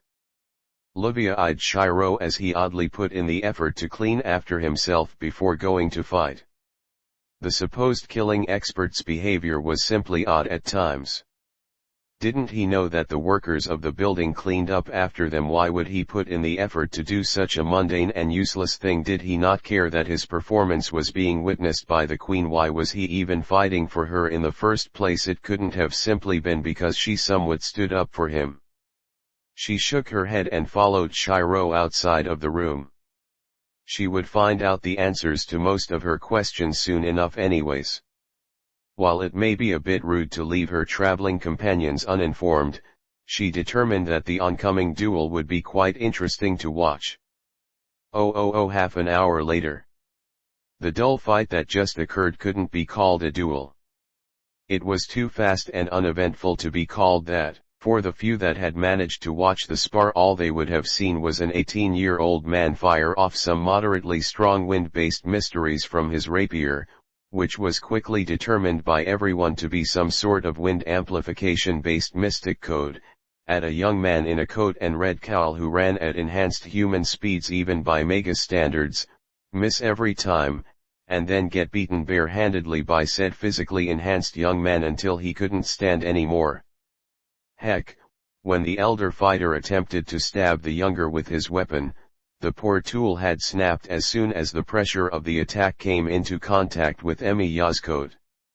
Livia couldn't tell if the code was naturally strong or if it was just reinforced to a high degree, but nonetheless it was disappointing all the same. Looking around, Livia once again inspected the round underground room/cave that was designed for duels. There were several hundred bounded fields surrounding it to prevent shock waves, curses, and other such things from damaging the spectators' areas embedded into the walls of the cavern or revealing its existence to the normal world.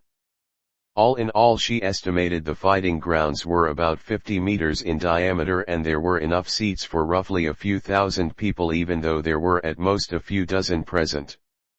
The observing population, however, had been slowly increasing as word had no doubt been spreading about a duel worthy of the vice director's attention reached more and more ears.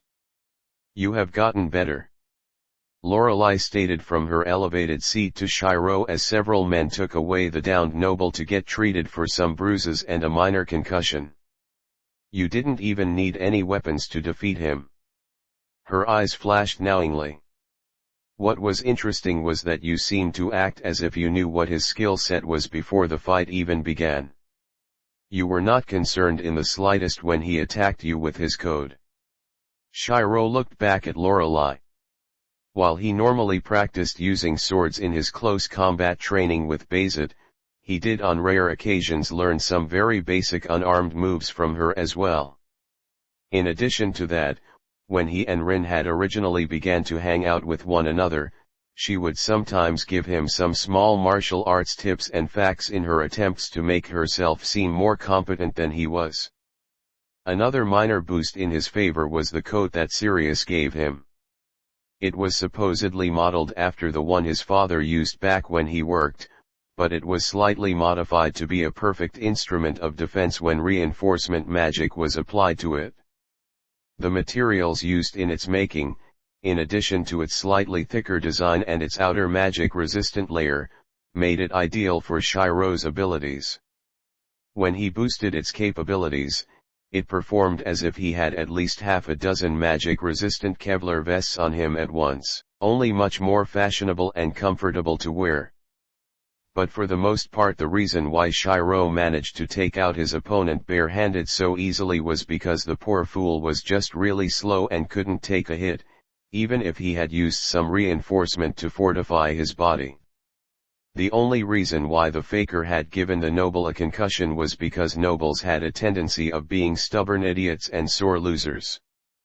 Even if you broke their arms and legs, if they could still speak, there was a chance that they could cast some sort of last resort and potentially suicidal spell when your back was tuned. To be honest, Lady Bartholomew, he wasn't that experienced. His magic may have been rather potent, but it was all rather simple to dodge. He turned towards the exit. "Now, since this issue has been taken care of, I assume that we will go to your office to speak about my stay here." "Not quite, Emiya," the Queen stated, causing everyone to suddenly get chills run down their spine. "As I said before, having you here now would make things go much faster for my schedule." Shirou's eyes narrowed. He was getting the feeling he normally had whenever Rin was about to tell him that she needed his help for another experiment. And considering who was doing the requesting now, there was no hope of simply walking away from it. "Against my better judgment, I'm going to ask why that's the case." He was answered by the sound of a large door opening behind him, revealing a fairly disheveled and dirty Caucasian man with long, ratty, curly black hair streaming from his head over most of his face and more than a comfortable amount from the rest of his body, dressed in rags and breathing haggardly.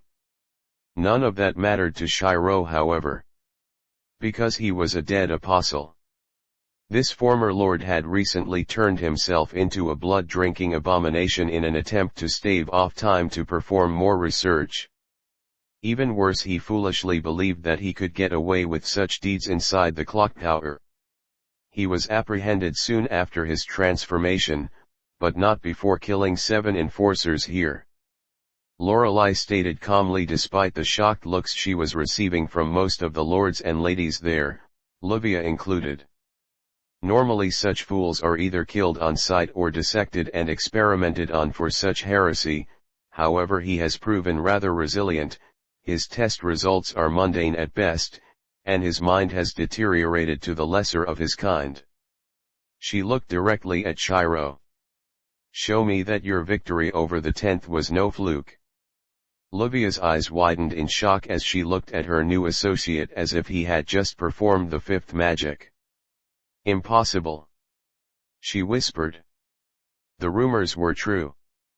Shirou's blood ran cold as the undead man looked up at him with deranged red eyes. There was no rationality in them, only rage and hunger. There was little doubt that Lorelei must have prevented the unfortunate demon from feeding on even a drop of blood since he had been captured, and the endless thirst had eventually rendered him insane to the point that he was little more than a human-shaped beast. One that was currently eyeing him as his first meal in months. There was no chance of saving him. Trace on, Shirou commanded as he rapidly produced several dozen blades in mid-air and impaled them into the ground between himself and his new opponent. Tosaka would kill me if she found out this happened the day I got here. He muttered tiredly as a bow materialized in one hand and a dark red spiraled longsword appeared in the other. Notching the sword in the bow, he took a starting position and looked around warily, all the while feeding a fair amount of prana into the projectile. A sudden inhuman shriek of rage from the other side of the field of blades snapped him out of his musings as opponent jumped over the entire area.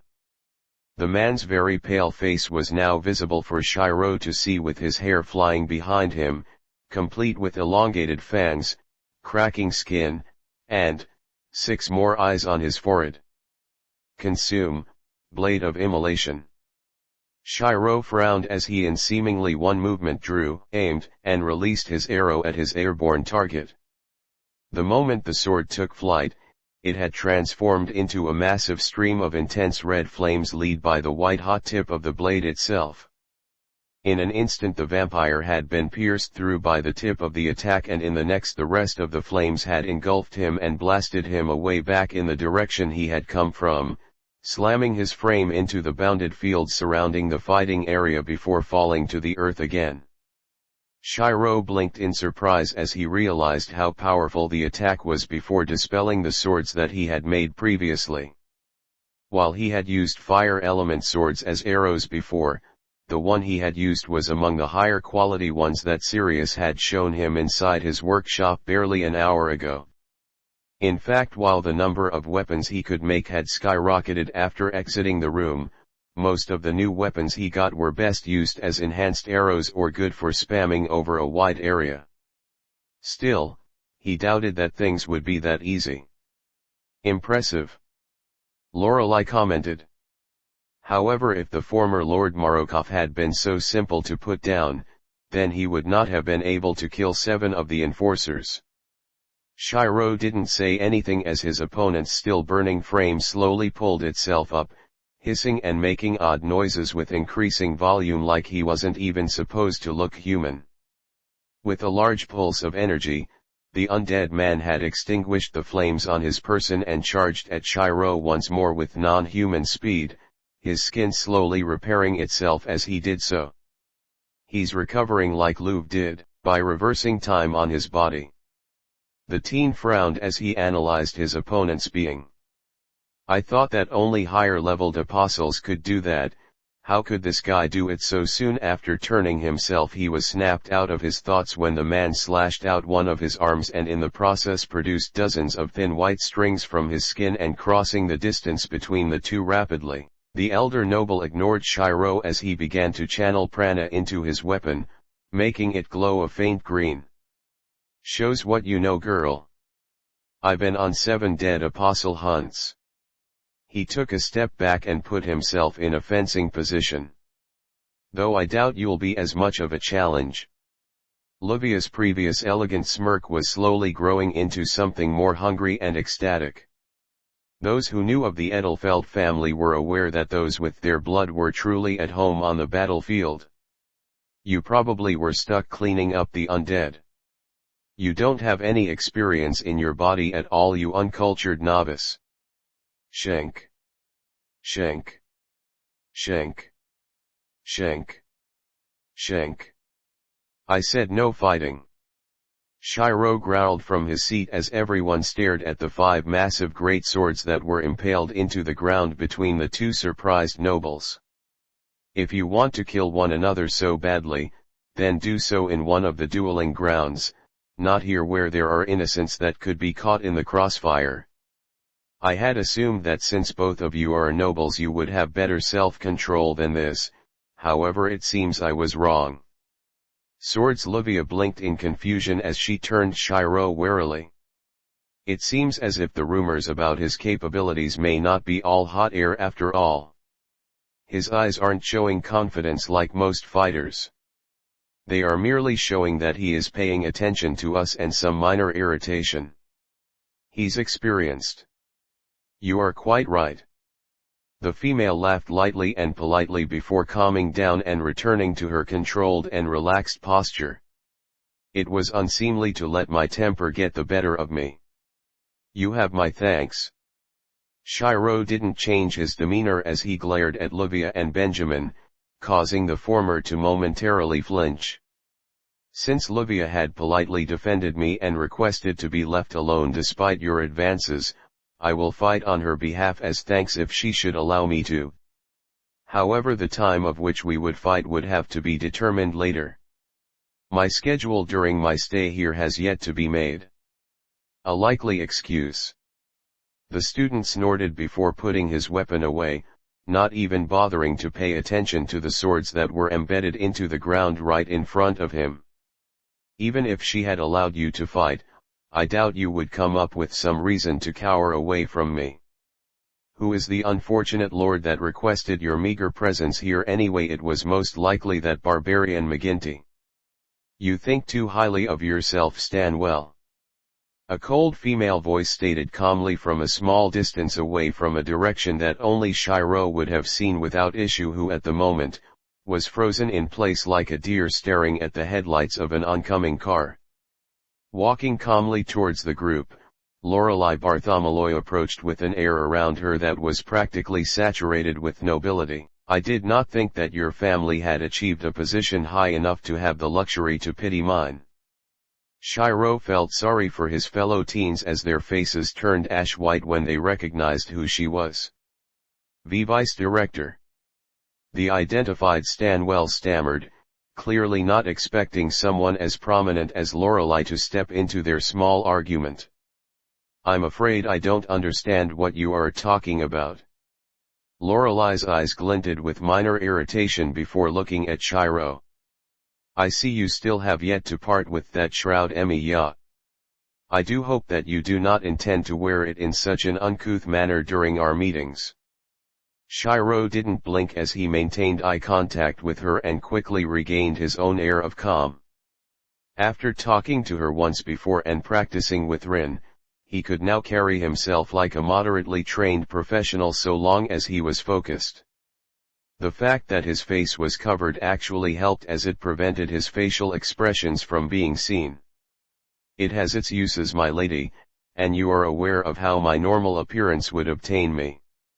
Given my family history, it is not difficult to determine why I wish to keep myself anonymous here in the association. For those I trust, one have no issue removing it, but otherwise I would request that I keep it as is while in public. He bowed his head and closed his eyes apologetically. I express my regret for not containing this incident before it got to this point. I had hoped that I could have spent my stay here at the clock tower without incident. Your manners have improved since last I saw you if nothing else. Lorelei looked at him analytically before turning her attention to the sword still embedded into the ground. After our encounter I sent some of my followers to research your field of study. So far you remain unparalleled despite our library's extensive history. She touched the closest weapon and in an instant it was dispelled, much to everyone else's surprise. Had I not known what this was, even I would have assumed that your products were originals. Be honored. Shirou nodded his head politely while silently dispelling the remaining swords he had produced at once.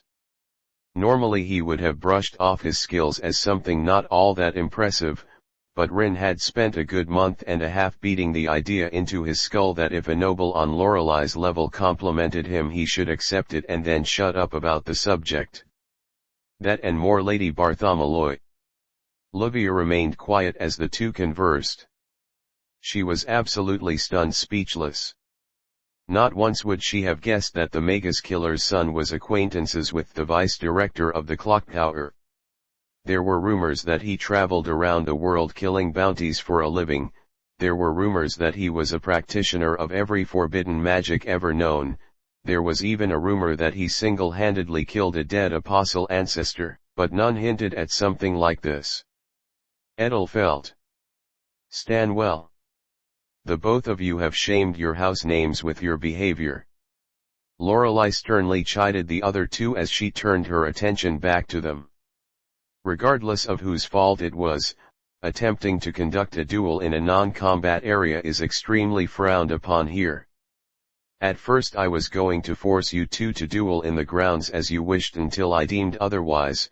However, since Emiya here has politely claimed Edelfelt's position, it will be between you two instead. All three teens blinked in confusion before the eldest suddenly realized that he had been given an opportunity to show off in front of the Bartholomew head. It would be an honor, my lady. He brazenly stated, not at all concerned that Shirou might be able to pose a threat and not recognizing the Emiya name in the slightest. Shirou raised his hands in mock defense. I only offered to fight if Miss Edelfelt wanted me to. I would prefer not to get into a conflict, however I am not opposed to it either so long as things do not get out of hand. Livia smiled confidently. While I am certain that I can handle myself against this person, I am curious as to how you would fare and how you handle your magic. Why am I not surprised? The Emiya grumbled under his breath before he turned to Lorelei. So when do you wish for this to happen? The queen's mouth twitched as if she was about to smile but thought better of it. Now. Come again? Shirou blinked, voicing what the other two teens were thinking. I was going to meet with you in an hour and a half, but this rather convenient duel can be used to accelerate my schedule a small bit.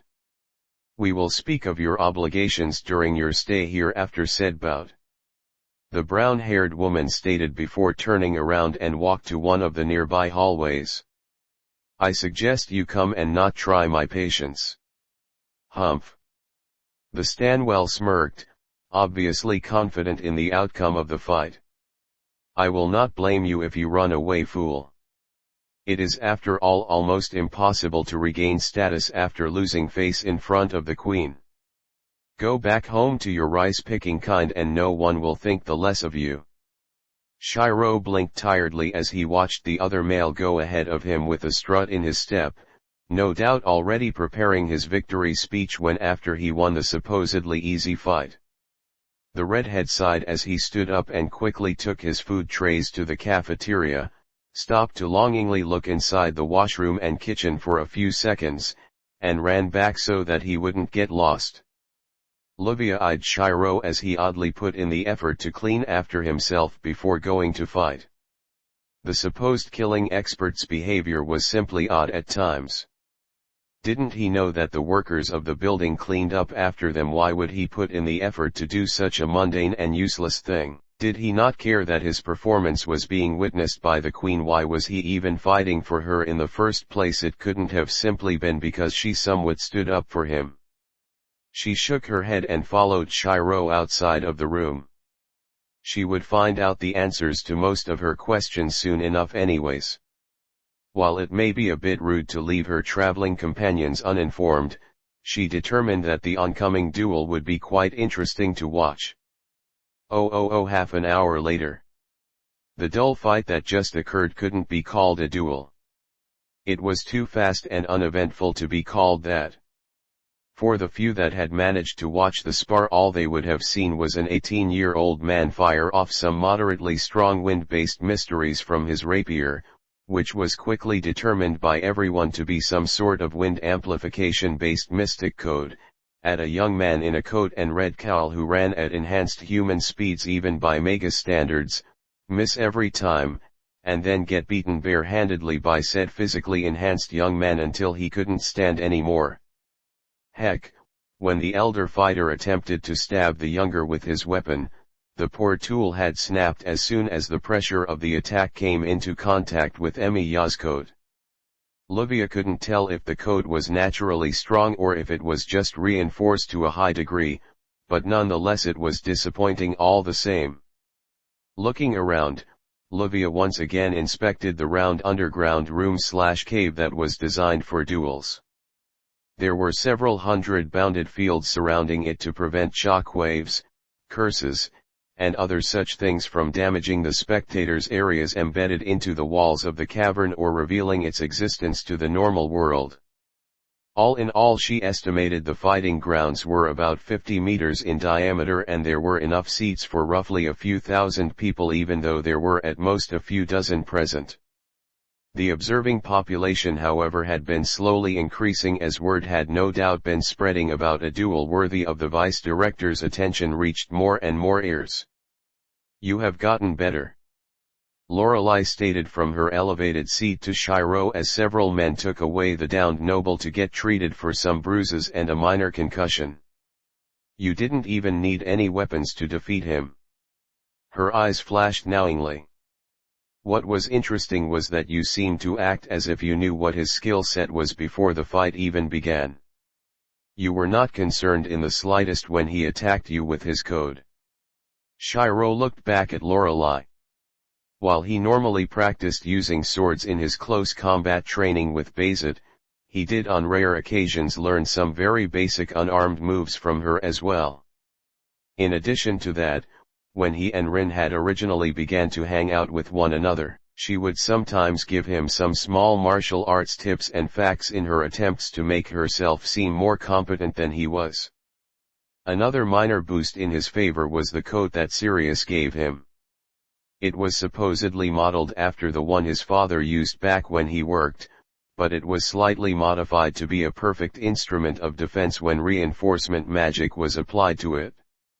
The materials used in its making, in addition to its slightly thicker design and its outer magic-resistant layer, made it ideal for Shirou's abilities. When he boosted its capabilities, it performed as if he had at least half a dozen magic-resistant Kevlar vests on him at once, only much more fashionable and comfortable to wear. But for the most part, the reason why Shirou managed to take out his opponent barehanded so easily was because the poor fool was just really slow and couldn't take a hit, even if he had used some reinforcement to fortify his body. The only reason why the faker had given the noble a concussion was because nobles had a tendency of being stubborn idiots and sore losers. Even if you broke their arms and legs, if they could still speak, there was a chance that they could cast some sort of last resort and potentially suicidal spell when your back was tuned. To be honest, Lady Bartholomew, he wasn't that experienced. His magic may have been rather potent, but it was all rather simple to dodge. He turned towards the exit. "Now, since this issue has been taken care of, I assume that we will go to your office to speak about my stay here." "Not quite, Emiya," the Queen stated, causing everyone to suddenly get chills run down their spine. As I said before, having you here now would make things go much faster for my schedule. Shirou's eyes narrowed. He was getting the feeling he normally had whenever Rin was about to tell him that she needed his help for another experiment. And considering who was doing the requesting now, there was no hope of simply walking away from it. Against my better judgment, I'm going to ask why that's the case. He was answered by the sound of a large door opening behind him, revealing a fairly disheveled and dirty Caucasian man with long, ratty, curly black hair streaming from his head over most of his face and more than a comfortable amount from the rest of his body, dressed in rags and breathing haggardly. None of that mattered to Shirou, however, because he was a dead apostle. This former lord had recently turned himself into a blood-drinking abomination in an attempt to stave off time to perform more research. Even worse, he foolishly believed that he could get away with such deeds inside the clock tower. He was apprehended soon after his transformation, but not before killing 7 enforcers here. Lorelei stated calmly, despite the shocked looks she was receiving from most of the lords and ladies there, Livia included. Normally such fools are either killed on sight or dissected and experimented on for such heresy. However, he has proven rather resilient. His test results are mundane at best, and his mind has deteriorated to the lesser of his kind. She looked directly at Shirou. Show me that your victory over the 10th was no fluke. Livia's eyes widened in shock as she looked at her new associate as if he had just performed the 5th magic. Impossible, she whispered. The rumors were true. Shirou's blood ran cold as the undead man looked up at him with deranged red eyes. There was no rationality in them, only rage and hunger. There was little doubt that Lorelei must have prevented the unfortunate demon from feeding on even a drop of blood since he had been captured, and the endless thirst had eventually rendered him insane to the point that he was little more than a human-shaped beast. One that was currently eyeing him as his first meal in months. There was no chance of saving him. Trace on, Shirou commanded as he rapidly produced several dozen blades in mid-air and impaled them into the ground between himself and his new opponent. Tosaka would kill me if she found out this happened the day I got here. He muttered tiredly as a bow materialized in one hand and a dark red spiraled longsword appeared in the other. Notching the sword in the bow, he took a starting position and looked around warily, all the while feeding a fair amount of prana into the projectile. A sudden inhuman shriek of rage from the other side of the field of blades snapped him out of his musings as opponent jumped over the entire area. The man's very pale face was now visible for Shirou to see, with his hair flying behind him, complete with elongated fangs, cracking skin, and 6 more eyes on his forehead. Consume, blade of immolation. Shirou frowned as he in seemingly one movement drew, aimed, and released his arrow at his airborne target. The moment the sword took flight, it had transformed into a massive stream of intense red flames led by the white-hot tip of the blade itself. In an instant the vampire had been pierced through by the tip of the attack, and in the next the rest of the flames had engulfed him and blasted him away back in the direction he had come from, slamming his frame into the bounded field surrounding the fighting area before falling to the earth again. Shirou blinked in surprise as he realized how powerful the attack was before dispelling the swords that he had made previously. While he had used fire element swords as arrows before, the one he had used was among the higher quality ones that Sirius had shown him inside his workshop barely an hour ago. In fact, while the number of weapons he could make had skyrocketed after exiting the room, most of the new weapons he got were best used as enhanced arrows or good for spamming over a wide area. Still, he doubted that things would be that easy. Impressive, Lorelei commented. However, if the former Lord Marokov had been so simple to put down, then he would not have been able to kill 7 of the enforcers. Shirou didn't say anything as his opponent's still burning frame slowly pulled itself up, hissing and making odd noises with increasing volume like he wasn't even supposed to look human. With a large pulse of energy, the undead man had extinguished the flames on his person and charged at Shirou once more with non-human speed, his skin slowly repairing itself as he did so. He's recovering like Louvre did, by reversing time on his body. The teen frowned as he analyzed his opponent's being. I thought that only higher-leveled apostles could do that. How could this guy do it so soon? After turning himself, he was snapped out of his thoughts when the man slashed out one of his arms and in the process produced dozens of thin white strings from his skin and crossing the distance between the two rapidly. The teen clicked his teeth in irritation as he instantly jumped up and away to avoid the attack and quickly analyzed the string. Silk, and it can conduct prana extremely well too. He quickly determined as he tried to ignore the slash marks in the ground the attack had made behind him. It has enough prana focused in them at a high enough frequency to alter how they impact, cut into objects, and how they move. Combined with those extra eyes, I'm guessing that the guy focused most of his research on spiders. It's too dangerous to try to fight him up close. Dozens of average-looking blades appeared out of thin air around Shirou and flew at the dead apostle, each with the speed of a professional baseball pitcher's fastball.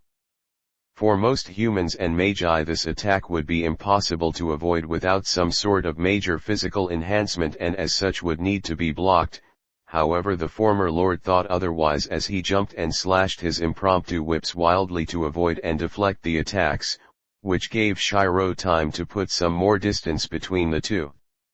Skidding to a stop, Shirou remade his bow, and this time a blue spiraled sword that was already notched.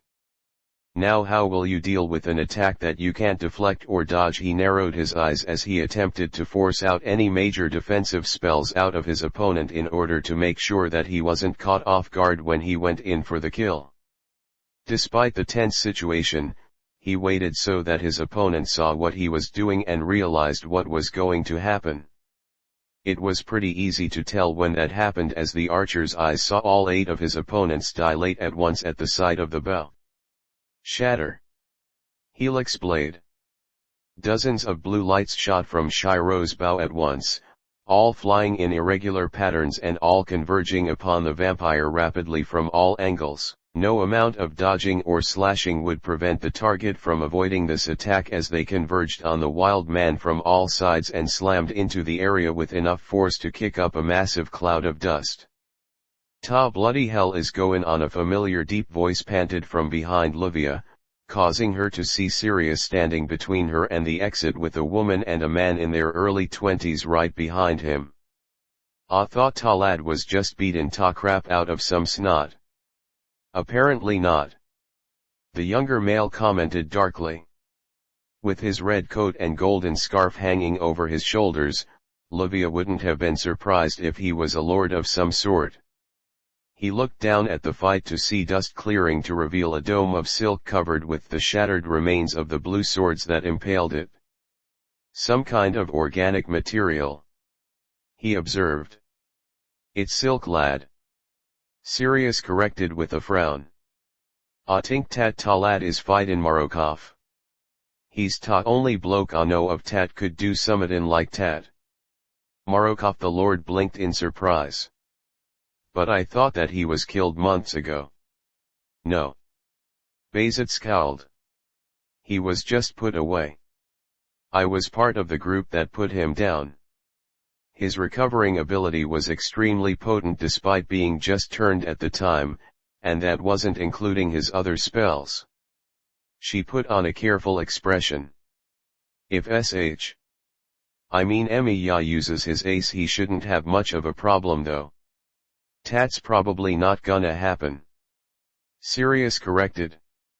"Ya know as well as I do tat weapon is a last resort, especially in here of all places."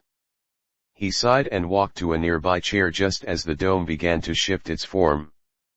"Besides, I don't think ta lad needs it for tis fight anyways. Ta lad's been learnin' ta fight like Kiritsugu, and I can tell ya tat ta bastard never used his code unless he thought that he had no other option. The magus killer had a mystic code. Livia blinked in surprise as she listened in on the conversation before the fight drew her attention again. Does that mean that his son has it now? Trace. On. Cartridge. Set. Safety. Off. Target. Lock. Shirou muttered his spell rapidly as he felt his circuits buzzing with energy.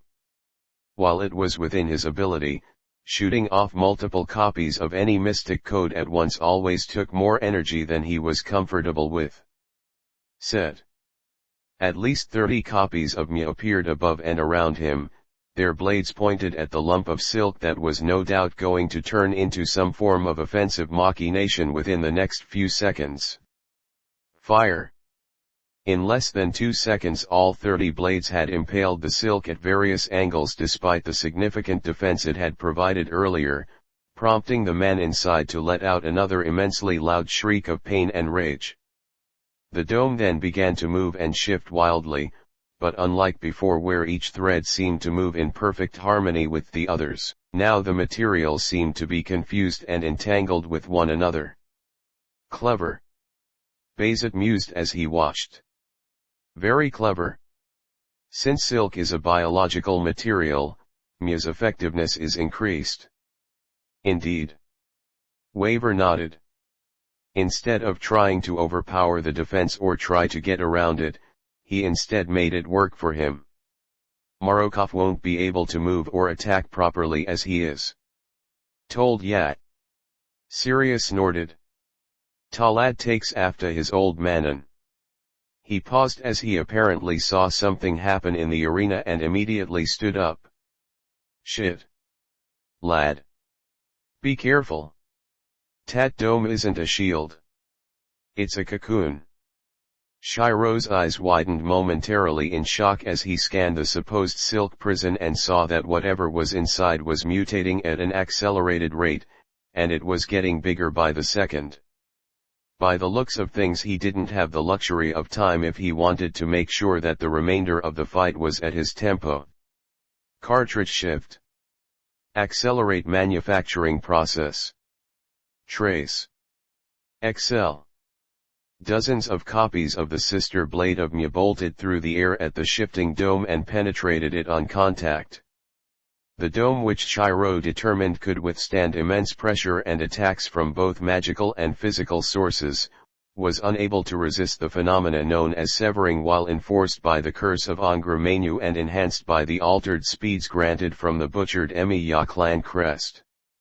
Each and every blade sunk deep into the contents of the heap of strings, severing and splitting apart everything it came into contact with. Shirou on the other hand had collapsed onto one knee and gripped his chest in pain. He had to rush that last spell a bit in order to get it off in time, and now he was suffering the consequences. His mind was slightly disoriented, his eyesight occasionally blurred, and his heartbeat was beating somewhat erratically, compounding with the pain of his crest burning just above it. He didn't know if he would experience any feedbacks from his most recent spell or when, but in order to prevent the transformation from happening he had to take that risk. Still, he did not look away just yet. His opponent could reverse time, and if he didn't finish things soon he would be in deep trouble later. Muttering a much slower incantation, he stood up with 2 modified copies of Emiya in hand, designed to bind its targets to the current timeline, and rushed forward to his opponent, who was still recovering from being chopped into many pieces. Even though he was slightly exhausted and disoriented, he had still made it to his opponent within 3 seconds. Without even slowing down he shallowly leapt over the disoriented pile of silk and slashed at the largest lumps there, making sure he drew blood in the process, and landed on the other side of the pile before running away again. While it may have been a bit overly cautious, Shirou still didn't want to risk getting caught in the strong material by accident or in case it was a trap. What he didn't expect, however, were dozens of small spiders to suddenly appear from the silk lump and chase after him as soon as he landed. The faker almost moaned in frustration at the appearance of the familiars before dispelling his swords again and producing a normal copy of the flaming red sword he had shot as an arrow earlier and held it in two hands. Without hesitation he swung the blade and produced a sloppy but fairly strong wave of fire that incinerated the small creatures. He normally tried to avoid using his elemental-based weapons like this since it was extremely wasteful in terms of prana on his part, but he had no choice. He had no other way to deal with swarm-like enemies. Blades were effective against armors, large opponents, and other swords, but they were near useless against countless tiny opponents that could hit you at all angles at once. It was one of the main reasons why he didn't dare to try to kill Zukin, for now at least. Well, at least one problem's been dealt with. Waver sighed as he watched Shirou take out the minor annoyances without much issue, knowing that the boy just stopped the vampire from being able to restore his body ever again. Bayzet nodded. True, but he must be getting tired at this point. He's made a fair number of weapons and shot off 2 fully charged elemental swords. Talad's got a fairly large high-quality circuit, a moderately large OD capacity. Sirius commented. Dueling grounds have a bunch of mana furnaces around them so that all ta combatants can fight to their fullest without having ta worry about restraint. He looked down at the fight again. Abe trained Talad ta be as efficient as possible with his OD ta mana balance usage since ta beginning, so I think that he can last a bit longer. He paused before looking around. Ahm more worried about what happens after ta fight. That is the end of the chapters for today. The name and author for this fanfic will be in the description down below if you want to read it yourself. See you tomorrow, peace.